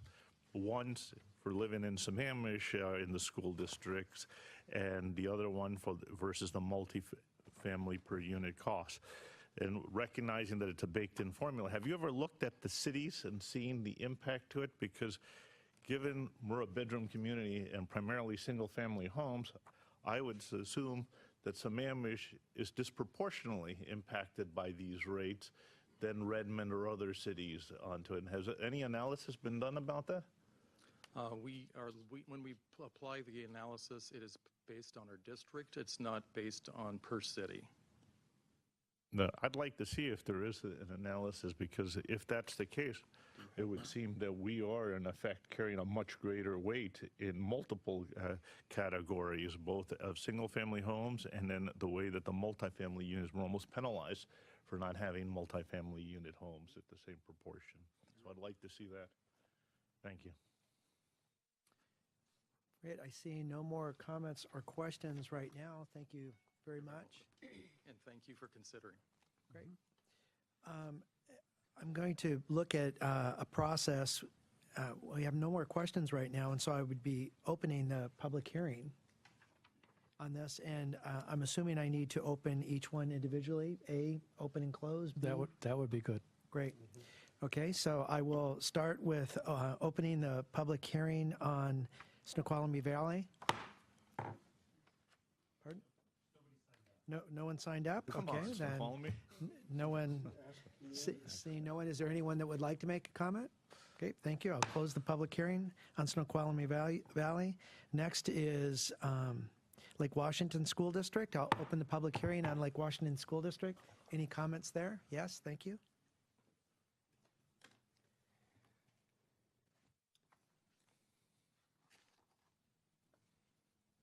Good evening, Council. Paul Stickney at 504 228th Ave Southeast. I'm going to give a anecdotal swag as to why the impact fees are so much lower in Lake Wah as opposed to Issaquah and Snoqualmie Valley. I think it is the, excuse me, I think it is the style of construction in the units. I'm in the real estate biz, and I don't know what's causing that. It's weird. I don't know, because I'm not really nervous. It's strange. Anyway, in most of the Lake Washington, I've observed more style of construction is the 5/1 story type units in a lot of the cities, where in Issaquah, look at the Highlands, a lot of townhouses. In Snoqualmie Ridge, there's a lot of townhouses. And those units are all considered multifamily. But the style of unit attracts a different type of household and number of kids. For example, it's my guess that in the Ichijo townhouses, there'll be more kids than there will be in Saffron or some of the, Plateau 159. So it's my opinion that it may be the style and unit size of the multifamily units that are built in the different school districts. And again, that's a swag, that's not a certainty. Thank you, Paul. Any other comment? No other comment for Lake Washington School Districts. I'll close the public hearing. Next, I'll open the public hearing for the Issaquah School District. Is there anyone that is on the list or would like to speak to the Issaquah School District? I see none, so I'll close the public hearing. I think at this point, is there any other comment from the City Council? See no lights, and so next, Mr. City Manager. We will bring the ordinances back to you on the 17th of this month. Very good. Thank you. Then that would move us to item number 8 regarding the transportation element of the comprehensive plan. Mr. City Manager. Oh, I'm sorry. I have a question No, here. you can go there first. It's not a question. Actually, before we even do that, can we have a 5-minute break? Oh. Would the council like to indulge a 5-minute break? Sure. Make it 5, though. Okay, let's get started. Yeah. That was the Sammamish Council 5 minutes. Valderrama 5 minutes. Is Kathy with us? Yeah, she is. All right. She's still Okay, very good. 5 minutes Hawaii time is longer. Council, welcome back. I think we need to get the interest of the participation of the audience as well. I'm going to make an announcement that I think we're going to have a substitution for item number 8. Yes, I am. Can you hear me? Can you hear me back there? Chris, can you hear me? Great, okay. We're going to have a substitution on item number 8. It's not really an agenda change. It's just that I think there's going to be an ordinance offered regarding a moratorium, and Councilmember Malchow, I think, is going to start. So just to give some background, so back in July, the council exerted its ability to take a deeper dive into concurrency and ultimately how we benchmark development application impacts against our existing facilities. As a body, we decided to make traffic our #1 priority. And as we've begun down that path, one thing is clear. It's a process moving very slowly. And last night illuminated a couple things. First, that sometimes procedures seem to be put before policy, and not necessarily as an intentional means, but over time intent may have been lost. The second is council can't remedy the underlying problem because Table T8, which is the background assumptions for concurrency, can't be dealt with until the docket process until 2019. Meanwhile, we're still trying to fix that fundamental policy, and we simply need time. We need a break. We need to get our ducks in a row. And so with that number one priority in mind on the traffic, I'm going to move to adopt an ordinance of the City of Sammamish, Washington, adopting a 6-month moratorium on the acceptance of certain applications for land use development and building permits or approvals within the City of Sammamish, providing for severability, declaring an emergency, and establishing an immediate effective date. There will be some exemptions to this. We will have a hearing within 60 days, and the council will have the ability to make some adjustments to the ordinance. Second the motion. Thank you. It's been moved and seconded, the motion. Is there discussion? I see Councilmember Valderrama. Yeah, I'm supportive of the moratorium, as I have been since November, particularly on the town center, that the town center, which will have the greatest number of housing units coming in, 50% of the projected growth, and that we plan and build our infrastructure accordingly. I am, however, concerned about the languages on the categorical exemptions, and obviously this is coming quickly, so there are some things that I suggest that we look at from the Issaquah ordinance that had been put in place so that we don't have to come back the next week with new languages onto it.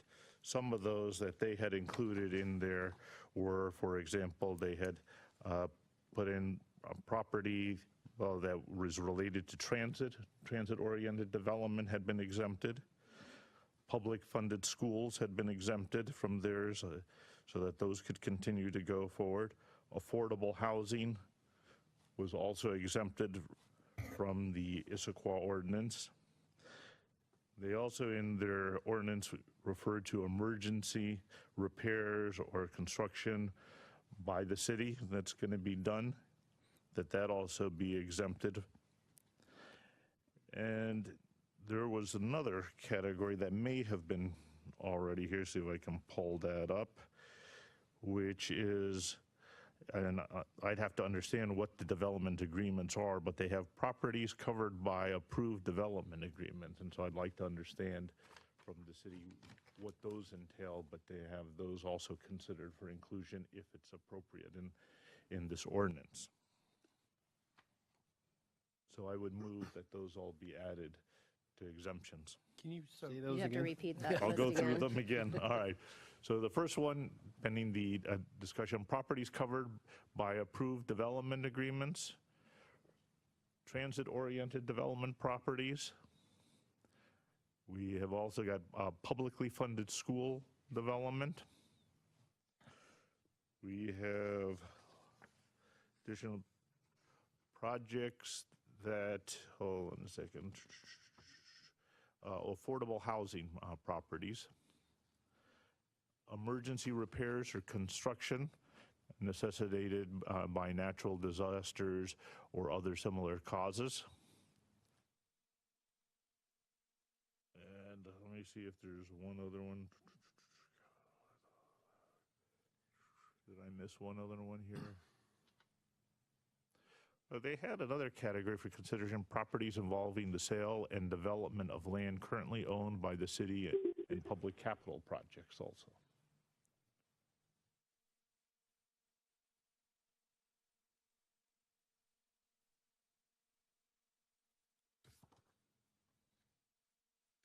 Okay, so is that amendment to the motion? Is that what That's you're correct. proposing? I moved it. So do we have a second for the amendment to the motion? Second.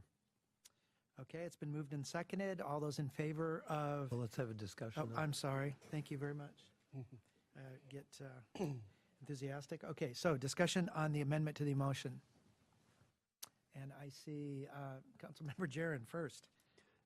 Yes, I'd like to make sure that some of the things you've listed isn't already covered. I in think they are. Yeah, I went over it, but welcome to make sure that if you see those. There permits are are- other ones, obviously, they had that I think were covered. Mm-hmm. Okay. Okay, next is Deputy Mayor Malchow. You sure about that? I don't think so. Oh, no. I'm sorry. Councilmember Odell. Well, Christie can go too. We'll give you a turn. Okay. I think a lot of the items proposed by Councilmember Valderrama are worthy of discussion.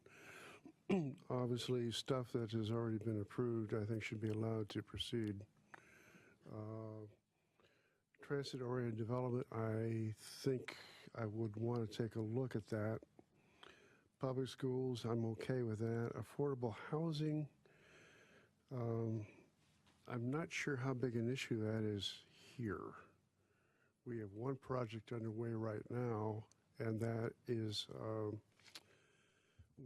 with regard to the Habitat for Humanity project across the way. Affordable housing is a component of the town center plan. And depending on where we are in that process, that would automatically be part of any approval. Emergency repairs, I'm fine.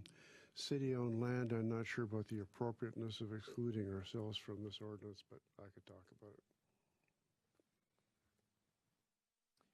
Okay, now, Deputy Mayor Mauto. So I think I would want to understand what transit-oriented development is exactly.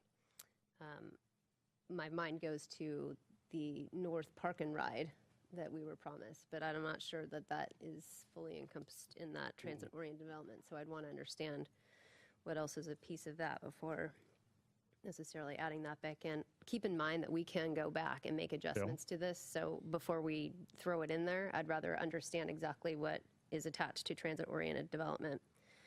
I think all the other ones, I can certainly support. City-owned property for capital projects, is that right? That's correct. Okay. And then I think the first one you mentioned, I think is already exempt anyway.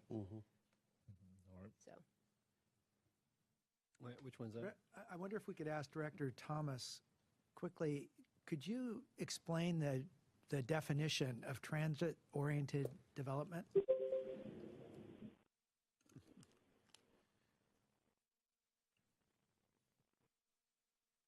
I think there's a distinct definition of that. Just FYI, Councilmember Huckabee disconnected. She's trying to call back in. I did not bring my TOD textbook with me, so I can't read it per se, but in general, so my Councilmember Valderrama brought that up as the Issaquah, part of the Issaquah ordinance, is that correct? So a TOD development would typically be a property that is publicly owned, is, as Councilmember Maucho pointed out, might be used as an existing park and ride lot today for Sound Transit or for Metro or something along that lines. And a development occurs, typically a mixed-use development that would have commercial space included with it, parking space, both parking space that would perhaps be exclusive still for park and ride purposes, space that could be exclusive for residential or commercial uses, and could also have a lot of shared parking space as well, where spaces would vacate during the day, be used for public parking, and would revert to private parking at night, reserve parking. And then, of course, residential somewhere in the development as well, included for, could be affordable housing, it could be market rate housing, and or a blend of both. So we've seen those developments in various locales throughout the Puget Sound area. And one that comes to mind is one that was worked on over in the city of Shoreline a number of years ago that pops into my mind. That was along in that similar vein I just described. I asked that because that designation, does that allow grants possibly? Because it does sound like our town center. If you look at it, other than the requirement of transit to be involved with it, would there be grants? That's why the designation for transit-oriented development as well. Could be. It typically, in my experience, they've started as a public initiative, and then there's been public-private partnerships perhaps along the way that have paired with partnering up with a developer to actually build and or manage some of that as well. So, Issaquah City Center, I believe, included some specific transit-oriented development. That's one of the reasons why I'm asking it would be appropriate for them. I'm not sure how that applies to us. Correct, and it also frequently brings into account affordable housing as part of one of the components there. So I don't know that adding it or excluding it is a problem. Yeah, I'm fine either way on that, as long as the town center's in the moratorium. I leave that to the will of the council. Could I have one comment? One item related to development agreements. Currently, I don't believe we have any development agreements that we have entered into, so that would be an item that you could, in fact. Development agreement with who? We have none. Okay. We have not done business that way, and Issaquah has historically done things that way. That was going to be my question. I have a question. Thank you, Kathy. Sorry, I had you down here, but hadn't gotten to you yet. Oh, no, that's okay. I actually lost you for a few minutes.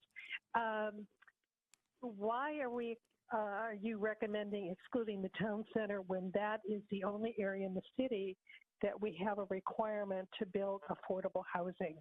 And how will that impact our ability to provide that affordable housing going forward? And who would that be directed to? The maker of the motion? The maker of the amendment to the motion? Can you repeat? Anybody that has an answer? Well, repeat the question. Did you ask why we're excluding the town center? No, including, I think, was the question. Okay. You're including the town center when it's the only area where developers are required to build affordable housing, which we all know is a huge demand in our community, and yet that is the one area that you are including in the moratorium. And have you considered the impact on the ability to build affordable housing in our community in the near future?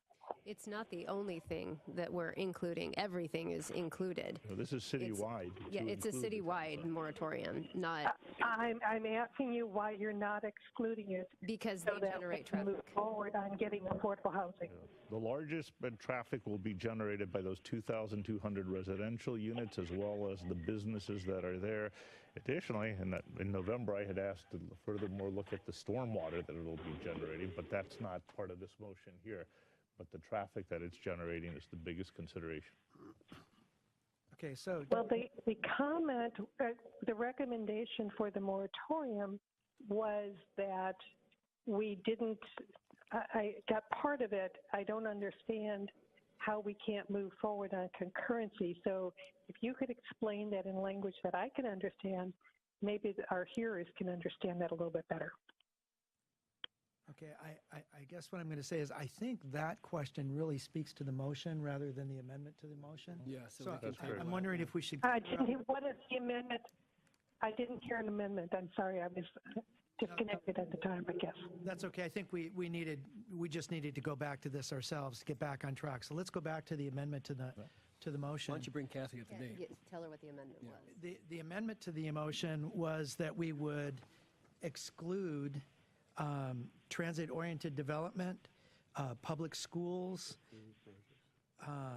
approved projects, affordable housing, emergency repairs on properties by the city, and city-owned land. And natural disasters or other causes. So this is the amendment to the motion.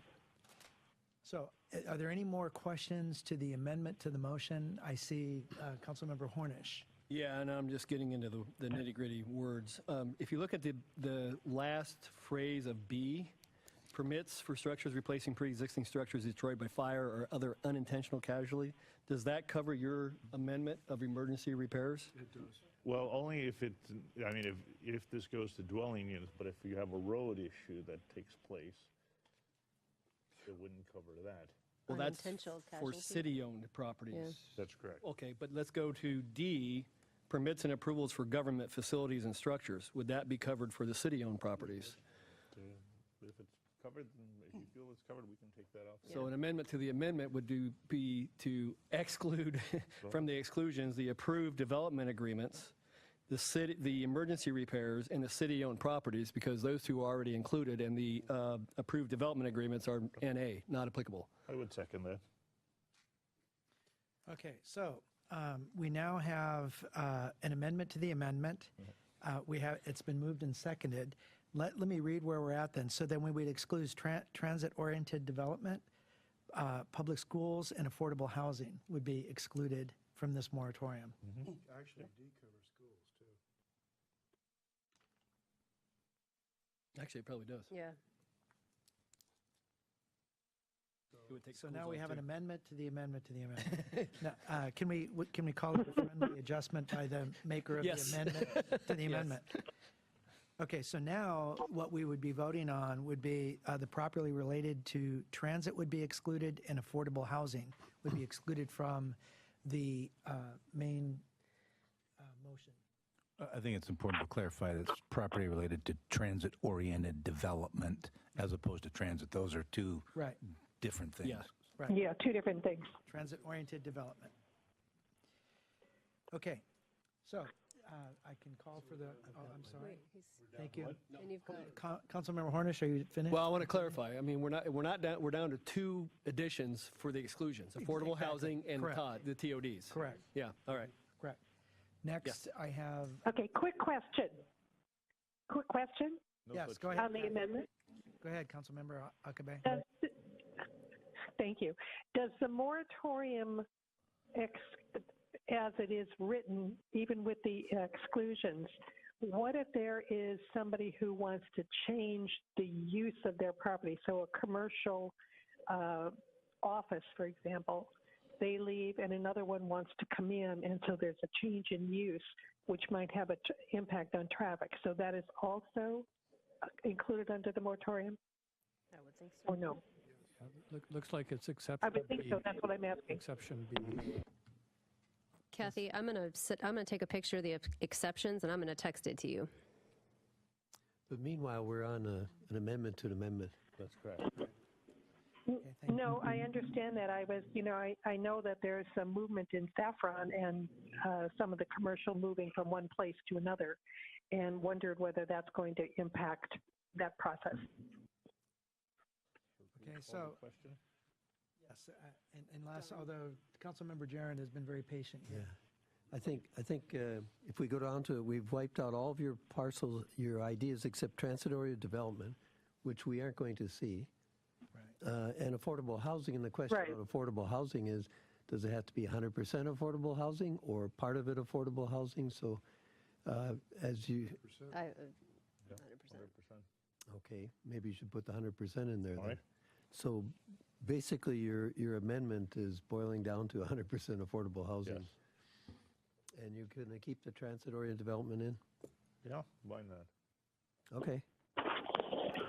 Okay, so we had, I think in this discussion, some friendly amendments to the amendment.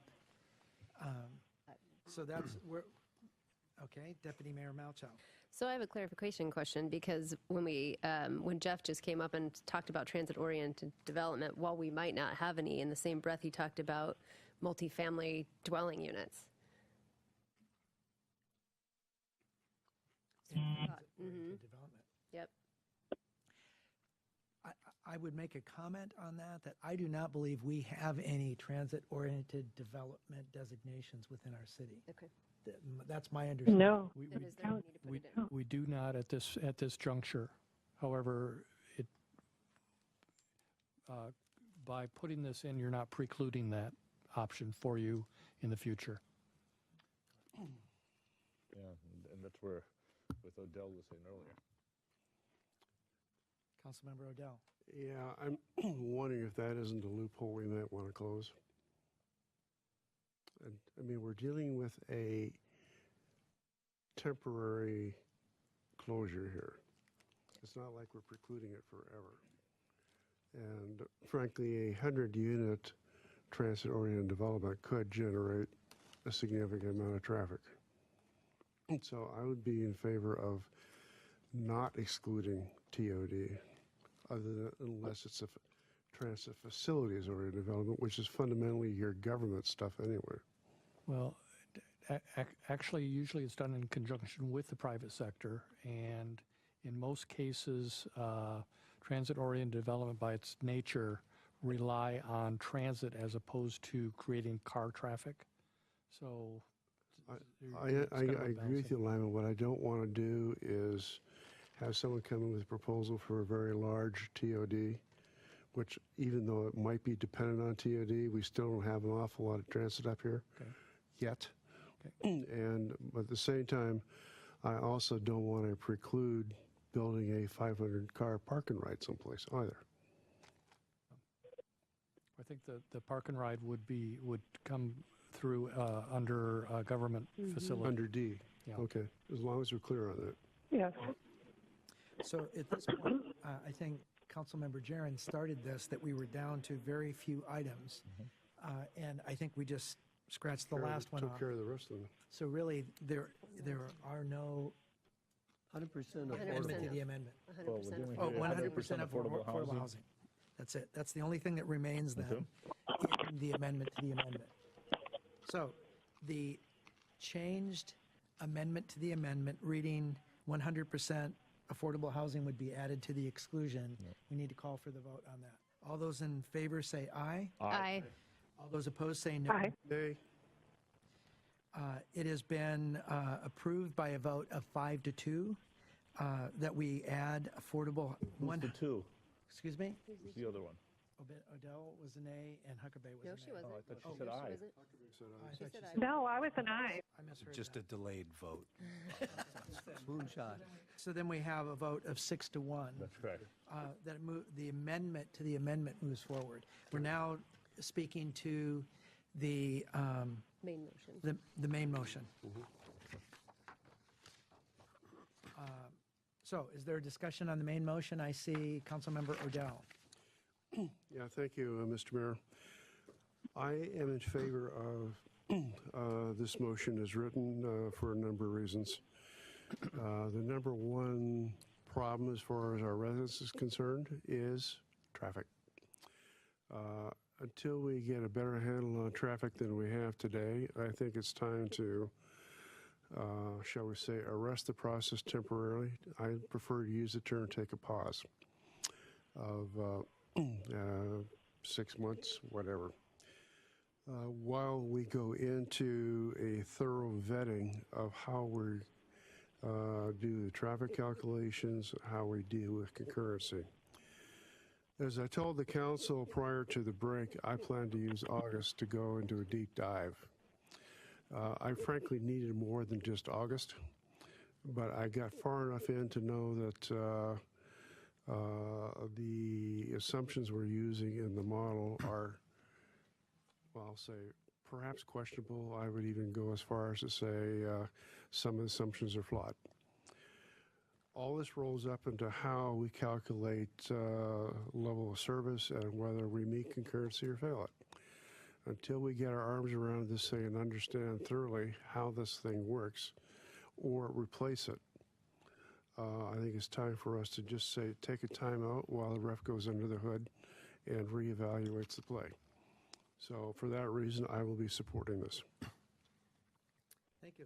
Councilmember Jaron. Thank you, Mr. Mayor. Ordinarily, in general, I'm opposed to emergency ordinances, which would catch citizens having spent significant money moving forward under our Sammamish code, only to have the rug pulled out midstream. We do have a list of categorical exemptions, and I would encourage us perhaps to read the list so that the audience know what we're talking about.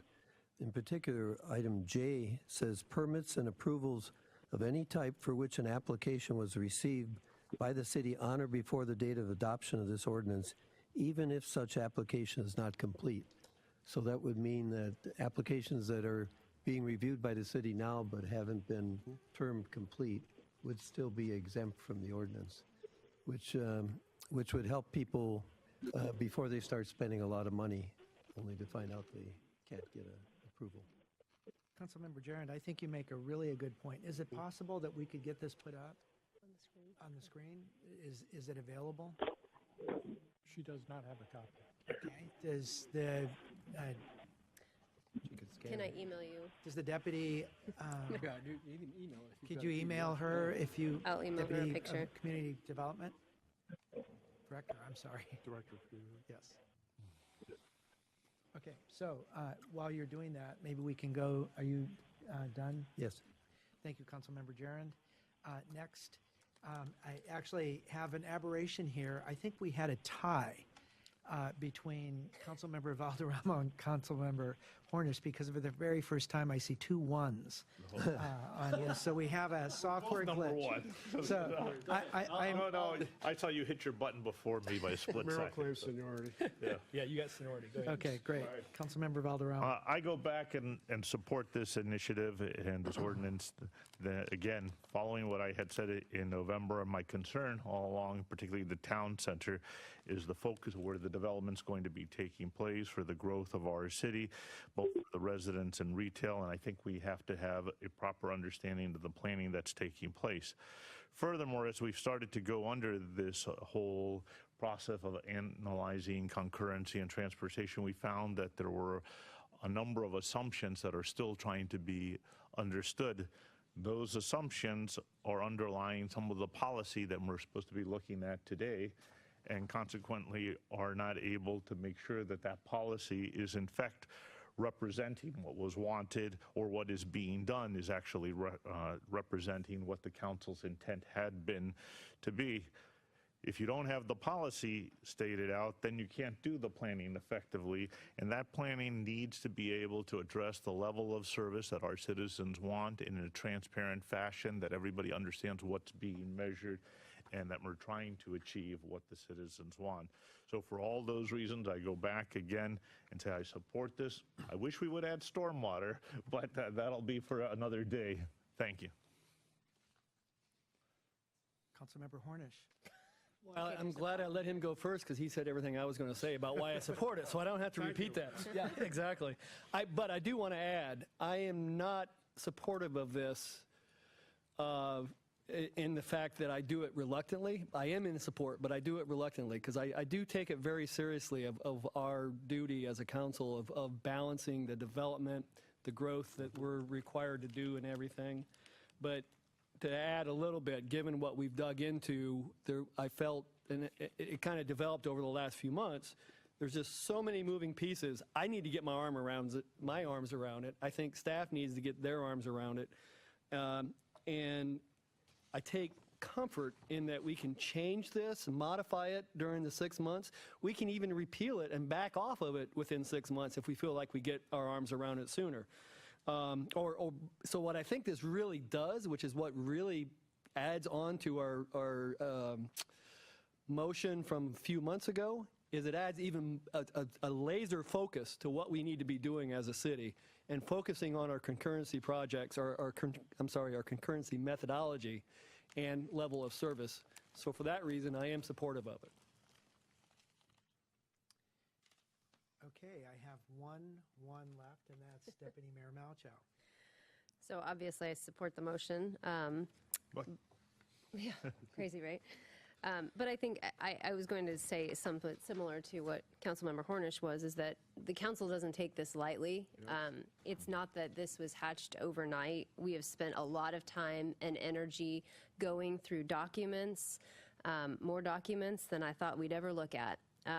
But I think we are going to have the time to take that break, that pause, to really dig into this and get what our citizens have been asking us for. So to that end, I think this is much needed on the part of council and staff so that we can, to steal his words, have that laser focus. Mm-hmm. Great. I think I'll be the final one to make comment then. I do want to say that I'll be supporting this motion myself, but more than reluctant. You know, having been through moratoriums in this city before, I know Councilmember Gerand and Councilmember Huckabee have sat through moratoriums that have been imposed on our city in the past. That what started as a 6-month moratorium lasted for years. It was increased over years. And then at the end of years of moratorium, the economy turned south.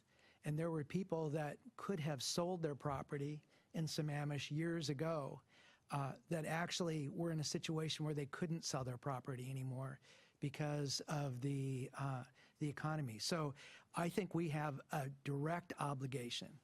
Laser focused, I think, is a good description, but we have an obligation as council members to get this done quickly. I mean, if we look at Issaquah had the intention of it being a 6-month moratorium, and they didn't end in 6 months. So we have an obligation, and it may be something that we pass on to new council members, that they are going to have an obligation, and I hope they understand that, that there are people that will be affected by this. Nobody is taking it lightly. Every one of the council members and any discussion that I had with them are taking it seriously. So the shortest term that we can do this by getting a good plan together is really imperative. So the end of my comment. Call the question. Let's call the question. All those in favor? Mr. Mayor, we have lost Councilmember Huckabee, and she is not calling back. So, okay. All right. Then I would call the question. All those in favor say aye. Aye. All those opposed say nay. By a vote of 6-0, the motion passes.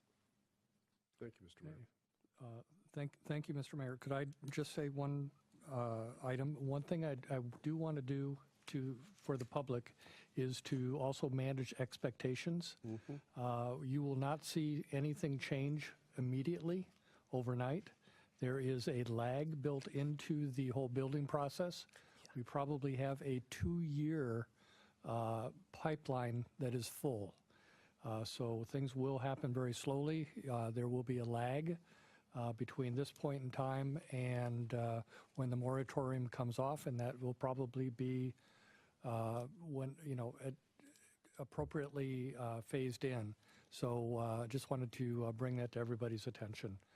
So that is the way that things work in the state, is once you are vested, you have the right to develop your property. And by taking this action, it won't happen overnight. But there will be a lag that you will notice down the road. Great. I have Deputy Mayor Malchow. Just a quick question to that end, and I think we anticipated that lag, so I'm glad that you alerted the public to that so they don't have unreasonable expectations. But at a future meeting, might we get a better understanding of what we're looking at as far as dwelling units that are in the pipeline? We certainly will do that. That'd be great. Thank you. Also, where they are in the process. Councilmember Jaron. Just a clarification, if you might. What is the status of the amendment, the docket amendment on the transportation element then? Are we going to set that aside or what? We are setting that aside for the moment. One of the items that staff put on as a docket request for council to consider would be a continuation of the transportation element for next year's consideration. So it is still in process. We will still work toward that as part of the TMP and also the traffic concurrency modeling. So it will be a function that we'll be working toward. And we will do a further assessment of items or impacts that we might have to touch base with council on sooner rather than later. But that is our intent and obligation to you. So do we have to do something, Mr. City Attorney, where we were going to continue the public hearing today and conduct a second reading? Do we have to have a motion to? On the transportation element? Yes. I would just recommend a motion to continue it to a date to be determined later. So moved. Second. It's been moved and seconded that we continue the hearing to a date to be determined on the transportation element. Any discussion? I see no comment. All those in favor say aye. Aye. All those opposed say no. It's been approved 7-0, excuse me, 6-0. That we extend the hearing To a future date. to a future date. So next, I think that concludes section 8. Yes. So we are still behind on our agenda tonight, but closer now. I'm going to go to item 9.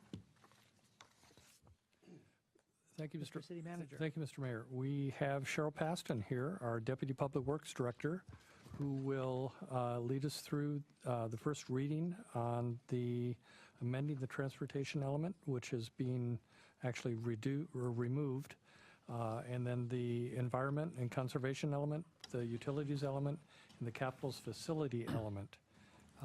Cheryl, I'll let you take it away. We have had to make some adjustments to tonight's presentation, so bear with us. This is a dynamic process. Thank you. So Cheryl, thank you. Cheryl? Thank you, Mr. City Manager. Good evening, Mr. Mayor, Council, and the public. I'm here again to talk about the 2017 Comprehensive Plan amendments, again, just to the environment and conservation element, the utilities element, and the capital facilities element as it relates to the surface water capital program. Your packet, again, is, as Lyman mentioned, it is not up to date, so the next meeting will provide an up-to-date ordinance and an up-to-date redlined version of the capital facilities plan. So tonight I'm going to just quickly go over the legislative process for this project, quick background on the project, what the proposed amendments are, and then the next steps. So just quickly reviewing where we've been. In December of last year, the docket was set. There were two proposals, one for the transportation element, and then the other one were the elements that we're bringing to you tonight. July 20th, we did meet with the Planning Commission, and they made a recommendation to forward the amendments that are set before you. Tonight, our request is that you open the hearing and conduct the first reading of the ordinance. Again, the ordinance it's not the ordinance that is now in front of you. We will bring an amended one or a corrected one to you next on October 17th, which is when the second reading of the ordinance is scheduled, and then November 21st is the final reading of the ordinance and adoption of the consolidated comprehensive plan amendments. Again, it's only docket item 2, which are the ones that we will talk about tonight, minus the transportation piece in the capital facilities element. Just a quick project background that that initiated this amendment. The council did adopt the Public Works standards in December of 2016. Briefly what that document does is that it establishes permitting and minimum engineering requirements for work, both on private development and along the city right-of-way. And it does supplement the SMC. Another major document that the council adopted was the Storm and Surface Water Management Comprehensive Plan. It was a long time coming in updating the 2001 Stormwater Comprehensive Plan. It does identify specific plans and projects. It just describes the whole stormwater program and what our vision is and what projects and operational activities that we want to undertake in the next 10 to 15 years. Two more documents that the council adopted in 2016. It was a really busy year. A requirement of our National Pollutant Discharge Elimination System permit, or NPDES, stipulated that we adopt an updated surface water design manual. And so the council did adopt the King County Surface Water Design Manual, which is their 2016 version, and along with that was the Sammamish addendum. The fourth major item that the council worked on and adopted again late December of 2016 was to revise and update the low impact development code updates. That also was a requirement of our NPDES permit. So this comprehensive plan amendment that's before you is the last legislative step needed to make sure that the plans that you approved, again, in 2016, are made consistent with the comprehensive plan.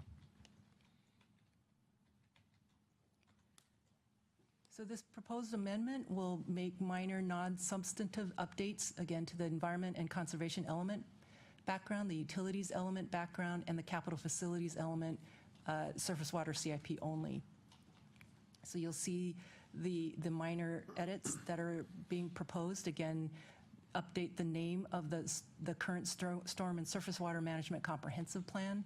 There's an old link to the or outdated link to the old King County Surface Water Design Manual, so we needed to update that in the comprehensive plan.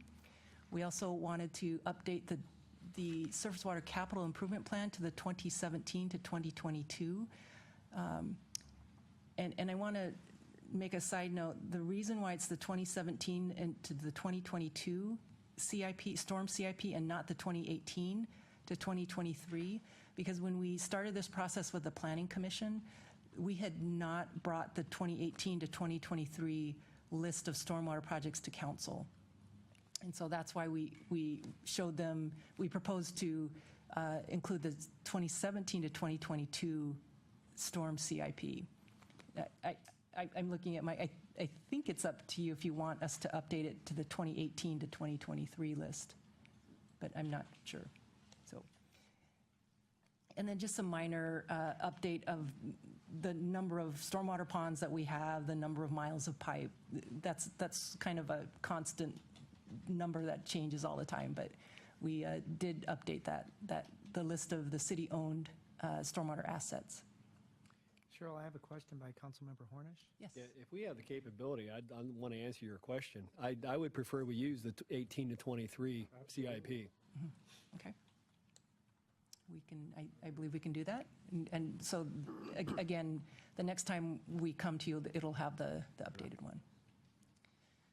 So just a quick couple of bullets on what the anticipated impacts are. And there's a couple really important ones. One is just to make the adopted documents that the council adopted in 2016 consistent with the comprehensive plan. This is a requirement also of our NPDES permit that the comprehensive plan be consistent with the most current plans that you have adopted. And again, we will incorporate the latest surface water capital improvement project list. So the next steps, again, is that we are requesting that you open the public hearing and conduct the first reading of the ordinance tonight. We will come back with a second reading over the ordinance. Again, it will be corrected on October 17th, and then there will be a final reading and adoption of the consolidated annual amendment of the comprehensive plan on November 21st. So with that, that's all I had.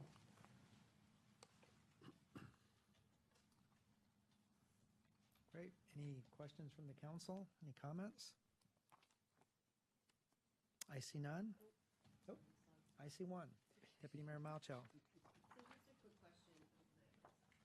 Quick question on policy EC.5.49. It lists the website. I'm wondering if you were intentionally trying to keep it generic in case the URL changed, but it just directs to sammamish.us/government/departments/public-works. There's a lot nested under Public Works. Is there any way to further refine that URL, or you're afraid that the URL may change? I apologize because that came up the Planning Commission, and our IT manager gave me an answer, and I believe it's because of that. Okay, just it for might fear it may change. change. Okay. Right. Okay. So at this point, are we opening public hearing on 9? Okay, I'm going to open the public hearing. Was there any list?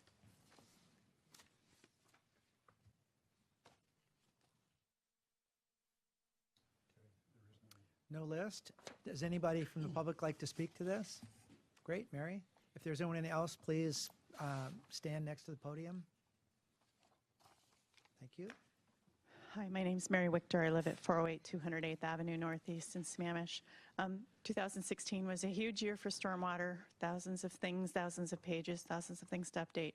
It does make sense to update the comprehensive plan. I'm not sure about putting the 2018 version of the capital improvement versus the 2017. You said it didn't go through the Planning Commission, so I don't know if that means that input didn't get taken or whatever, so I have a little question about that. The other thing that I had tried to bring up, I actually did a docket request last year just to get some maps changed in the comp plan. It's very hard to get dockets in, very hard to get things corrected. So I had worked through the Planning Commission to try to see if it wouldn't be possible for the city to put an errata sheet with your comprehensive plan updates so that if there are errors or small things that you don't have to do the formal docket, you don't have to stick around for 1 or 2, 3 years to get your change in to have it done, because it's really hard for the same person to come back 1, 2, 3, 4 years in a row to get a small change that it seems like if you know about the error, the city should keep track of that. I believe King County does that with their King County Surface Water Design Manual. They had what their changes were. When it got adopted, it was adopted, and then right after it's adopted, it has an errata sheet for any errors, corrections, omissions, or things that are put up so then people can read it, they can see it. You don't have to go back and watch 50 movies and films and event videos, and then you know what's going on. And if you did a great job and you never need a change, the errata sheet will be empty. And if you have small changes, then you don't have to go through a full docket process to get small changes made. And if there are big changes, they could be listed or they wouldn't be put on an errata sheet. So that was a suggestion. I understand I already missed the docket process for this year as everything failed last year. I probably don't have the energy and effort to go through that, but I really think having something like an errata sheet to mark changes or maybe even a suggestion list or something so the city's keeping track of that instead of individual people having to come to the right meeting on the right day for the right amount of times to try to be able to get it through would be my request. Great. I have a question by Councilmember Odell. The questions of basically the city manager, I think. That is, I think Mary brings up a good point about doing, shall we say, technical corrections during the life of the document. My mind goes, frankly, to my former life in aviation, where we have an FAA-approved flight manual, which is a living document, and it changes all the time. Last thing we want a pilot to do is fly around with something that's obsolete. Correct. So I like the idea, Mary. I'll talk to staff about that and also talk to the city attorney. There's got to be a point, and we'll bring the council in, basically a point at which we can say it's a minor correction versus a major correction that we would want then to have council weigh in on. So it's a great idea. Thank you. Or even if it wasn't agreed to, you could just have a list of these were suggestions made for corrections that would be considered during the next time the city's going to do an update. And that way, it's public, people can read it, they can add to it. And like I said, if you haven't made any errors, it'd be really short. I just think it'd be helpful to everybody, particularly people that struggle through reading all that stuff. Okay, thank you. Great idea, Mary. Thank you. Okay, are there any other individuals that would like to make comment? Seeing none, I'll close the hearing. Any comment, any further comment by the council at this point? No? Okay, well then we're done with item 9. That brings us now to new business and item 10. Mr. City Manager, would you like to comment? Thank you very much. Council, this is something that came to you previously. You looked at it, you discussed it for a bit, and then you referred it to the Finance Committee for further consideration. The Finance Committee did meet on it and made a couple choices or a couple comments, and they came back with recommending council consider several options. So without further ado, we'll turn things over to Aaron Anton, our Finance Director and Assistant City Manager. Sure. So the two options that are before you, there's an option A and an option B in the packet. Basically, both of these options were discussed at length at the Finance Committee level, and we're just looking at the methodology as the difference between the two options. So option A methodology uses the same methodology that the non-represented staff salaries are increased, the COLA adjustment over the years. So it's kind of commonly referred to as the 4-year rolling average. Excuse me. The second option is just the straight CPIU, June to June. So those are just the two different options for increasing council salaries. The other thing to note on these, as we've discussed previously, it's after the implementation date is after an election has occurred. So the earliest implementation date would be 2020 for all 7 council positions.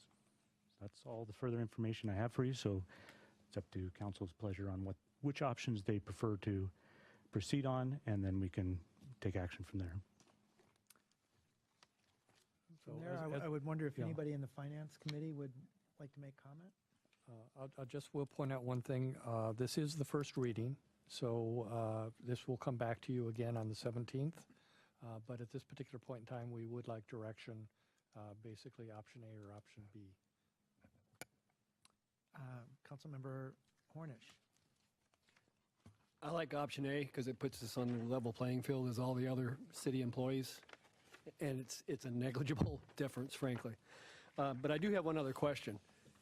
I was looking at the comparison of the other cities, and many of them provide the capability, either city paid or council member paid, for health benefits, health insurance. Was that discussed at all? Didn't look into the further. So the basis for the comparison was the Bellevue study, if you recall from last year. So we were using that study that looked at those in summary, those different benefit factors. We didn't look at in detail. We were just looking at this compensation side. Fair enough. And just thinking out loud, and maybe the Finance Committee has some input on that, because, I mean, this is not going to go into effect for 2 years anyhow, or roughly 2 years. Would there be an ability to maybe reconsider that availability or possibility between now and the 2 years? I don't know. Would we want to? Councilmember O'Dowd. Well, speaking as a member of the Finance Committee, we can reconsider anything, anytime on this, frankly. Yeah, 2 years. That's within our purview. But with regard to the medical issue in itself, it was brought up briefly, but with the exception of a possible self-employed member of the council, many of us have other sources, and the question was, would we use it, and would it be worth it to the city to try to include us in that? Therefore, we just kind of left that piece on the table, Tom. Fair enough, but looking at the turnover we're going to have and the candidates we have, I was wondering if it might not, we should reconsider that. I would be open to that, frankly. There are a number of people who are running or could run who may or may not have, a corporate policy to deal with, which frankly might make running for this office a little more attractive. We did delay it for 2 years because of the fact we wanted to stay clear of any, shall we say, public relations issues. However, in view of the amount we're really raising ourselves, I'm not sure that it's that big an issue, but I'm not around for it anyway. Next, we have Councilmember Valderrama. Yeah, no, I would be inclined to include the health benefits in it and have that reconsidered again. I think it would be an attractive offer for people who are borderline trying to wonder, frankly, is it worth running for that stipend that you're getting? As John James used to say, you get a lot more flipping burgers than you get on the stipend that you get. That was Ben. Maybe you got it from Ben on that. So I do think we should reconsider it. I also think that we should reconsider the timing of its implementation here. When you talk to people, even on the Water Commission, that's what the big attraction for a lot of them is the health benefits that they can get on that to serve. Thank you. Next, we have Deputy Mayor Malchow. Yeah, I think Councilmember Odell kind of captured what we discussed in the Finance Committee as far as we did talk about it, just we never got into depth on the one outed self-employed council member. But I do think, and correct me if I'm wrong, Councilmember Odell, but I think we were leaning towards option A, but I don't think we ever really settled on a position as a committee on which option. There was a lot of leaning in the direction of A, Yeah, for sure. yeah. But we decided to give both options to the council for their decision.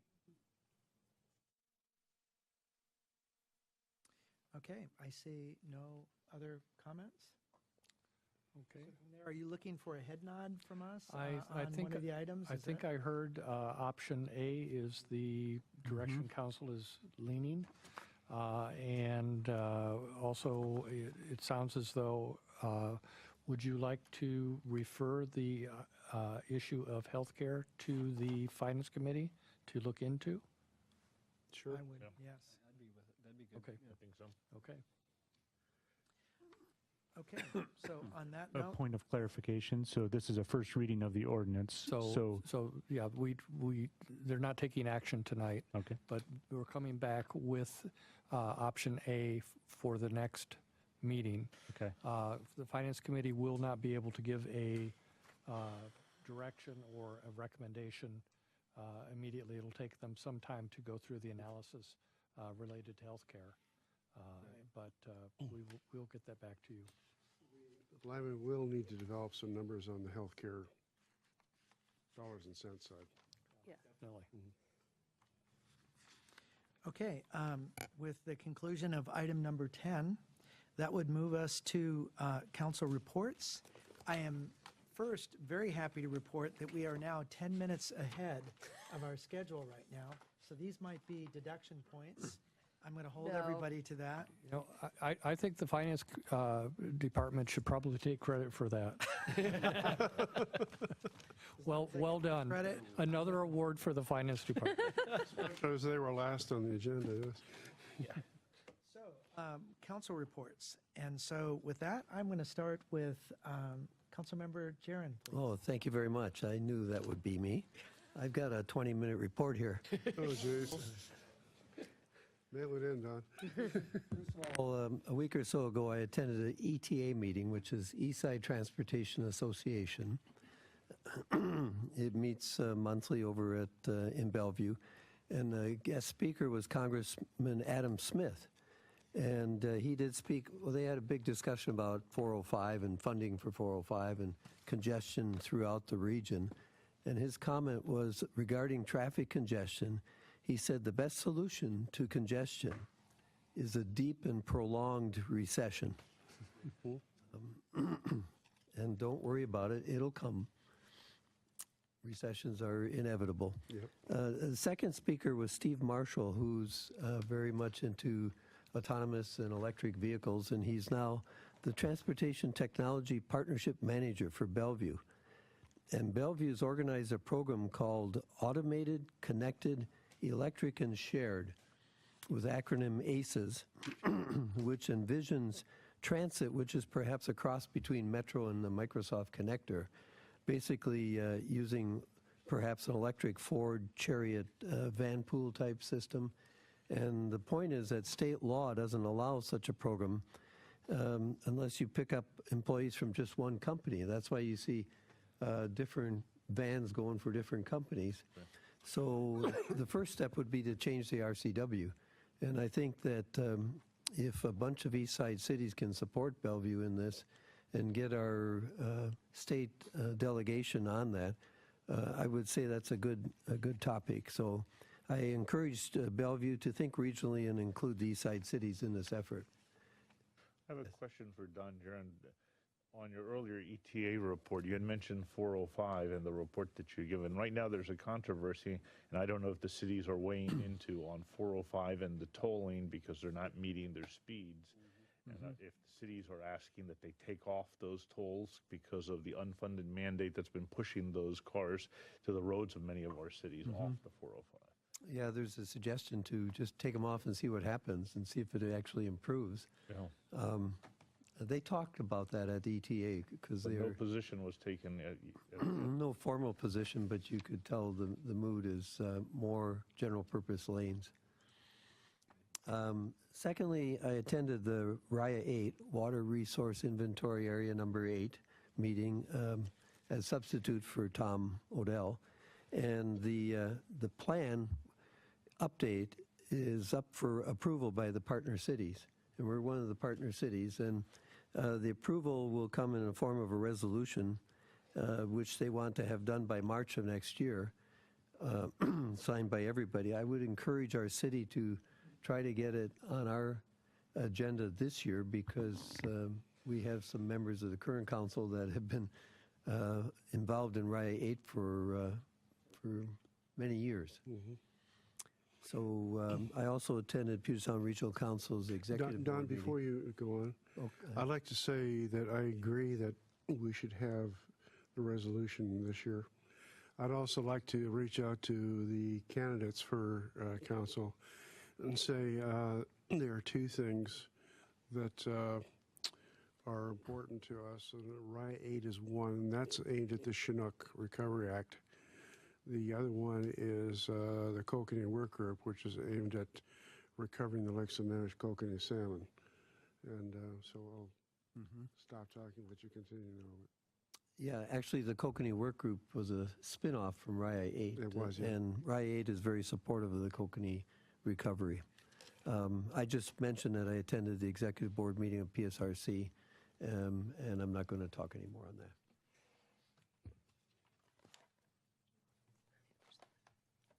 All right. So just, I'm going to keep this short and sweet. 2 committee meetings just to alert folks to, especially the candidates that we have sitting here. On Thursday, both of them are on Thursday, 10:30, there's Communications Committee meeting, and at 1 p.m. there is a Finance Committee meeting, where we will not be talking about healthcare yet. But I did want to circle back on the idea of the buffers and setbacks. That was something that was sent off to the Planning Commission in what feels like a very long time ago. And it was tethered to the neighborhood character, which I think was probably a mistake. They are related, but not necessarily intertwined. And so I think it kind of died a slow death at the Planning Commission because of the neighborhood character, which they had trouble defining. So I wanted to find out where that is, and are we, as a council, ever going to hear back about that? Jeff, are you in a position to have that discussion tonight, or is this something we should get back to council on?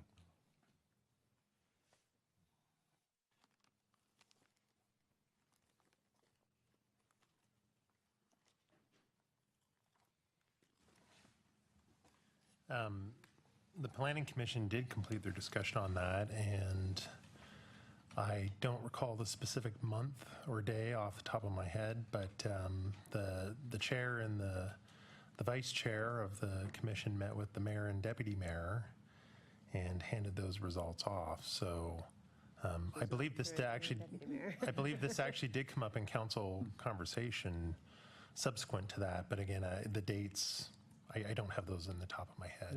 We'll refresh So we'd have to look at that. on where that process is. Okay. I know I've spoken to a couple of other council members who were kind of wondering the same thing, so. Okay. Councilmember Odell? Thank you.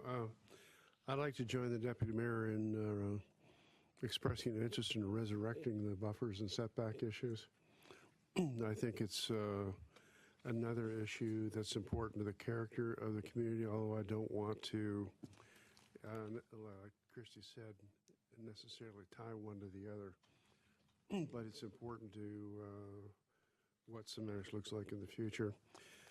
I'd also like to just take this opportunity. I don't have a list of things I've accomplished the last couple of weeks because I've either been in Europe or flat in my back in bed with a cold I came back from Europe with. But in the last several days, there's been a lot of intense activity among many of us, several of us, on this whole traffic and concurrency issue. And I, for one, would like to thank particularly Christy and Tom Hornish for their able assistance. I know Tom has dived into the highway capacity manual like I did and came away bleary-eyed like I did. And neither one of us really found the Holy Grail there. But the process we've gone into, I think, was absolutely central to the decision we made this evening to take a break and really take the model that we're using apart, make sure we like the assumptions, make sure we like how the model works, and to explore alternative models and alternative data sources. And this will take some time, but in the meantime, to be fair to the people who are already starting the process of doing something, we felt they needed to continue, but anybody who hasn't walked in the door yet is going to have to wait for a while. When we get to a certain point, we'll start putting this thing back together again and go from there. But again, I'd like to thank both Tom and Christy for their interest and help with this issue. Likewise. Well, thank you. And because I've had my head down and nose in the books, I have no council report. A couple of points. First, on these buffers and setbacks, I thought there was a report from the Planning Commission to us, and I'd be interested to get that status because I thought we did get a report from them and that they did not find it as viable. But I'd like to get that update to see where it really Get that is. update. Yesterday, I attended Citizens for Sammamish. The interesting question they were asking was what should be the roles of the new council members and the roles of the existing council members. And the only thing I heard from the existing council members is don't spend our money before you go. So, second, I attended last week. Romero, can you elaborate on that a little bit? What do you mean by the roles of one versus the other? What should we expect the council members to do going forward, and if there are issues to address, and we talked about, or they talked about finance, figuring out how to fix our budgets, and we're not going to address that issue. That's going to lay dormant for this council. That's been the decision here. So that's something that's critical to them. They said they don't understand how anybody can do anything until you understand your finance. So that's one of the roles that they first have to take, the new council, under their belt. They talked about the transportation. That's obviously not going to be solved by this council that's going through. Stormwater was raised as well as another issue. So those are some of the roles that they expect them to do. And for us is to keep our hands off their wallets is the biggest issue. The next one, I attended last week, the regional public safety for SCA. There, the big topic was immigration issues and what services are being provided and concerns on that. Third, last week I attended, as did all of our council members, on East Lake Sammamish Trail, looking at that one segment and some of the issues and some other interesting findings that they've been able to pull together, records and information to present to King County that I think is going to be interesting as we go forward here. And that's my report. Thank you. I'll be very brief. I wanted to add on to the presentation that was given by Gene Morrell on the trail. It was really very informative, I think, in the layers of lawsuits that are involved in that application. And very interesting when you look at the history of it. A couple of quick comments. I attended the funeral service for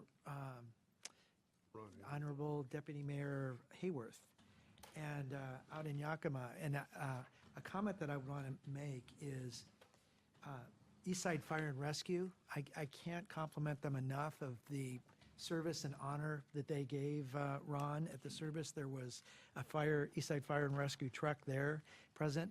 And in addition to that, there were probably 5 other fire agencies represented in some way or another. And there was the comments that were made by the attendees were spectacular in terms of telling Ron's history in our community and working with him. So that was very good. And what made me think of that also is the Honorable Deputy Mayor John James attended as well, and his wife. So it was really nice to see them out there. Just one other quick comment. The city manager and I had a meeting with both the superintendents from the Lake Washington School District and the Issaquah School District. And the main takeaway from that really relates to busing and getting kids to take the bus. And I think there was a common comment from both of them that it's very difficult to get bus drivers. To be honest with you, that was something that they're having a tough time, where they would like to maybe expand some of the routes that they have. There's really a difficulty that they're both sharing with bus drivers. And speaking of buses, I think that it's appropriate that every chance that I get, I'm going to bring up Route 269.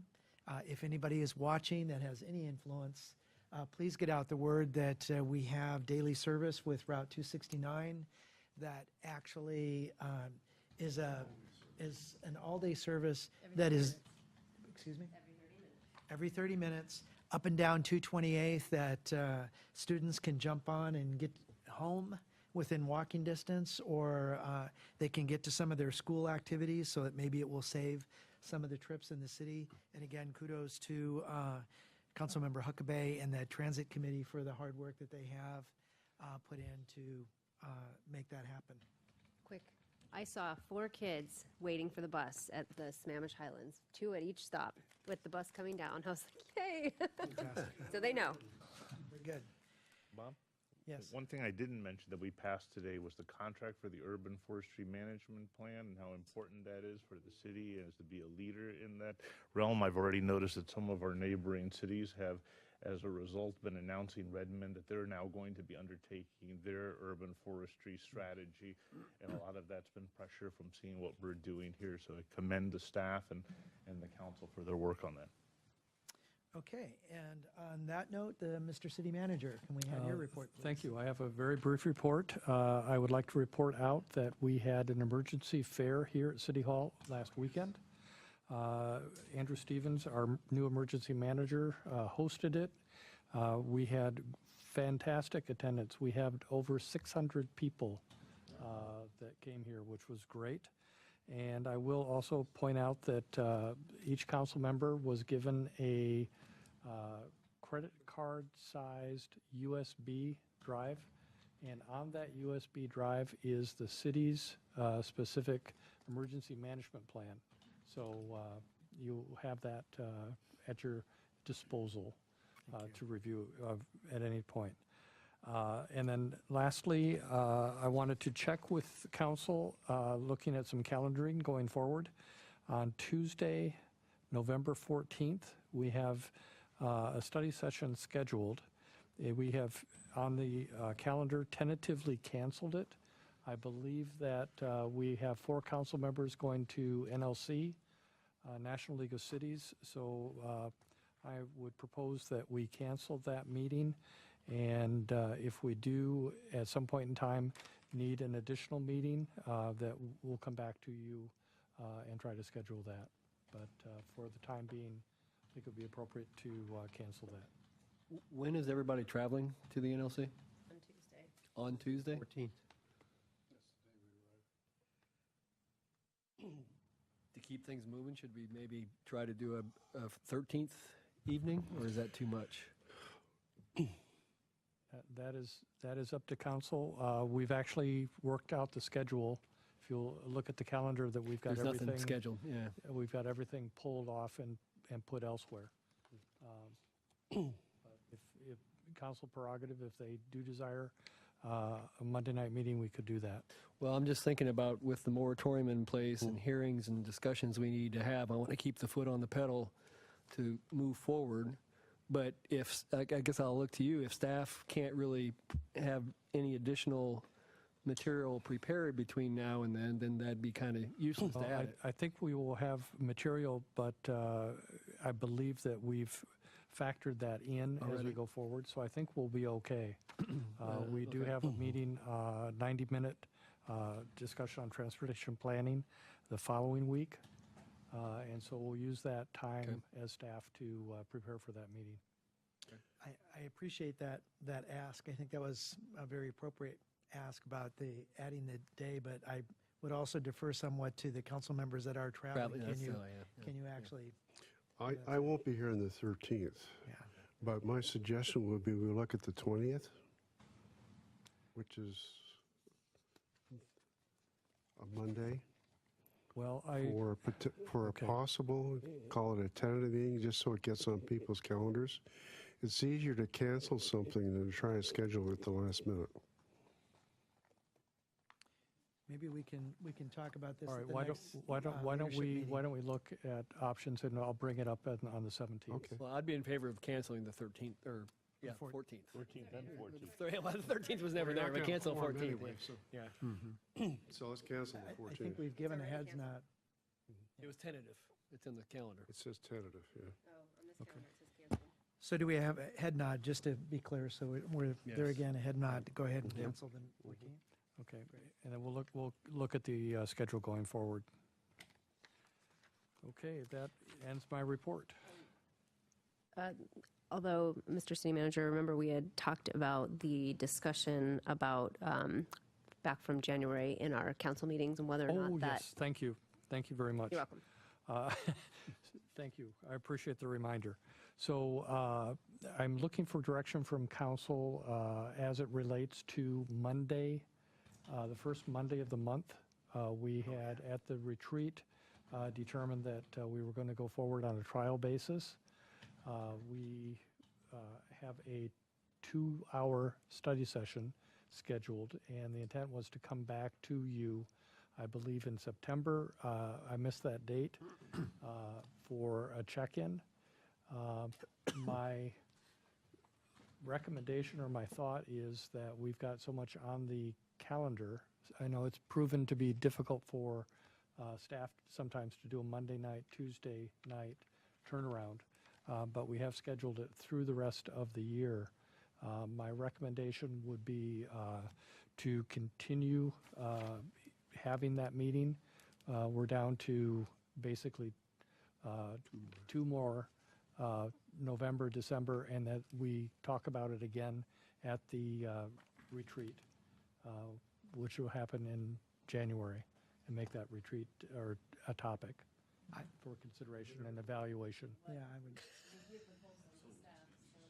Yeah, and I appreciate the nature of the inquiry, because it is difficult on staff to do the Monday night, Tuesday night, and so I think that was the real intent of having this conversation. Yes. But we've only got 2 more meetings So they'll of survive. this year. They'll survive, barely, Okay. but they'll survive. Very good. Okay. Can we have that head nod for the approval with that? Yep. Yes? What, did we discuss it in January? Right.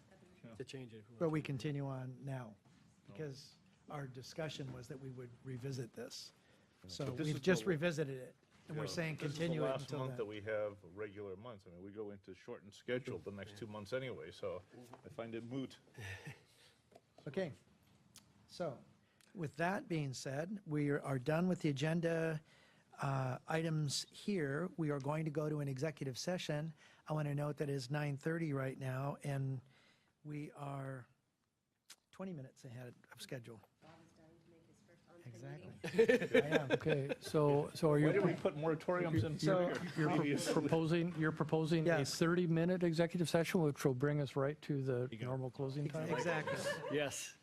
Okay, the executive session is for potential property acquisition pursuant to RCW 42.30.110(1B) and potential litigation pursuant to RCW 42.30.110(1I). And I don't believe we are anticipating any action. We are? We are. I'm sorry. We are anticipating action. Is he ready? We're gonna do that Do we know how much time we need? Okay. Are we back here? Yes. All right. I'd like to make a motion. I'd like to authorize the city manager to purchase a portion of real property on parcel numbers 332506-9104 and 9109. 9104 in the amount of $94,691 plus associated costs, and 9109 in the amount of $71,516 plus associated closing costs for the purposes of the Southeast 4th Street Project Road right-of-way. Second. Been moved and seconded. All those in favor say aye. Aye. All those opposed say no. By a vote of 6-0, the motion is approved. With that, do I have a Motion to So adjourn. moved. second? Second. All those in favor say aye. All those opposed say no. We're adjourned.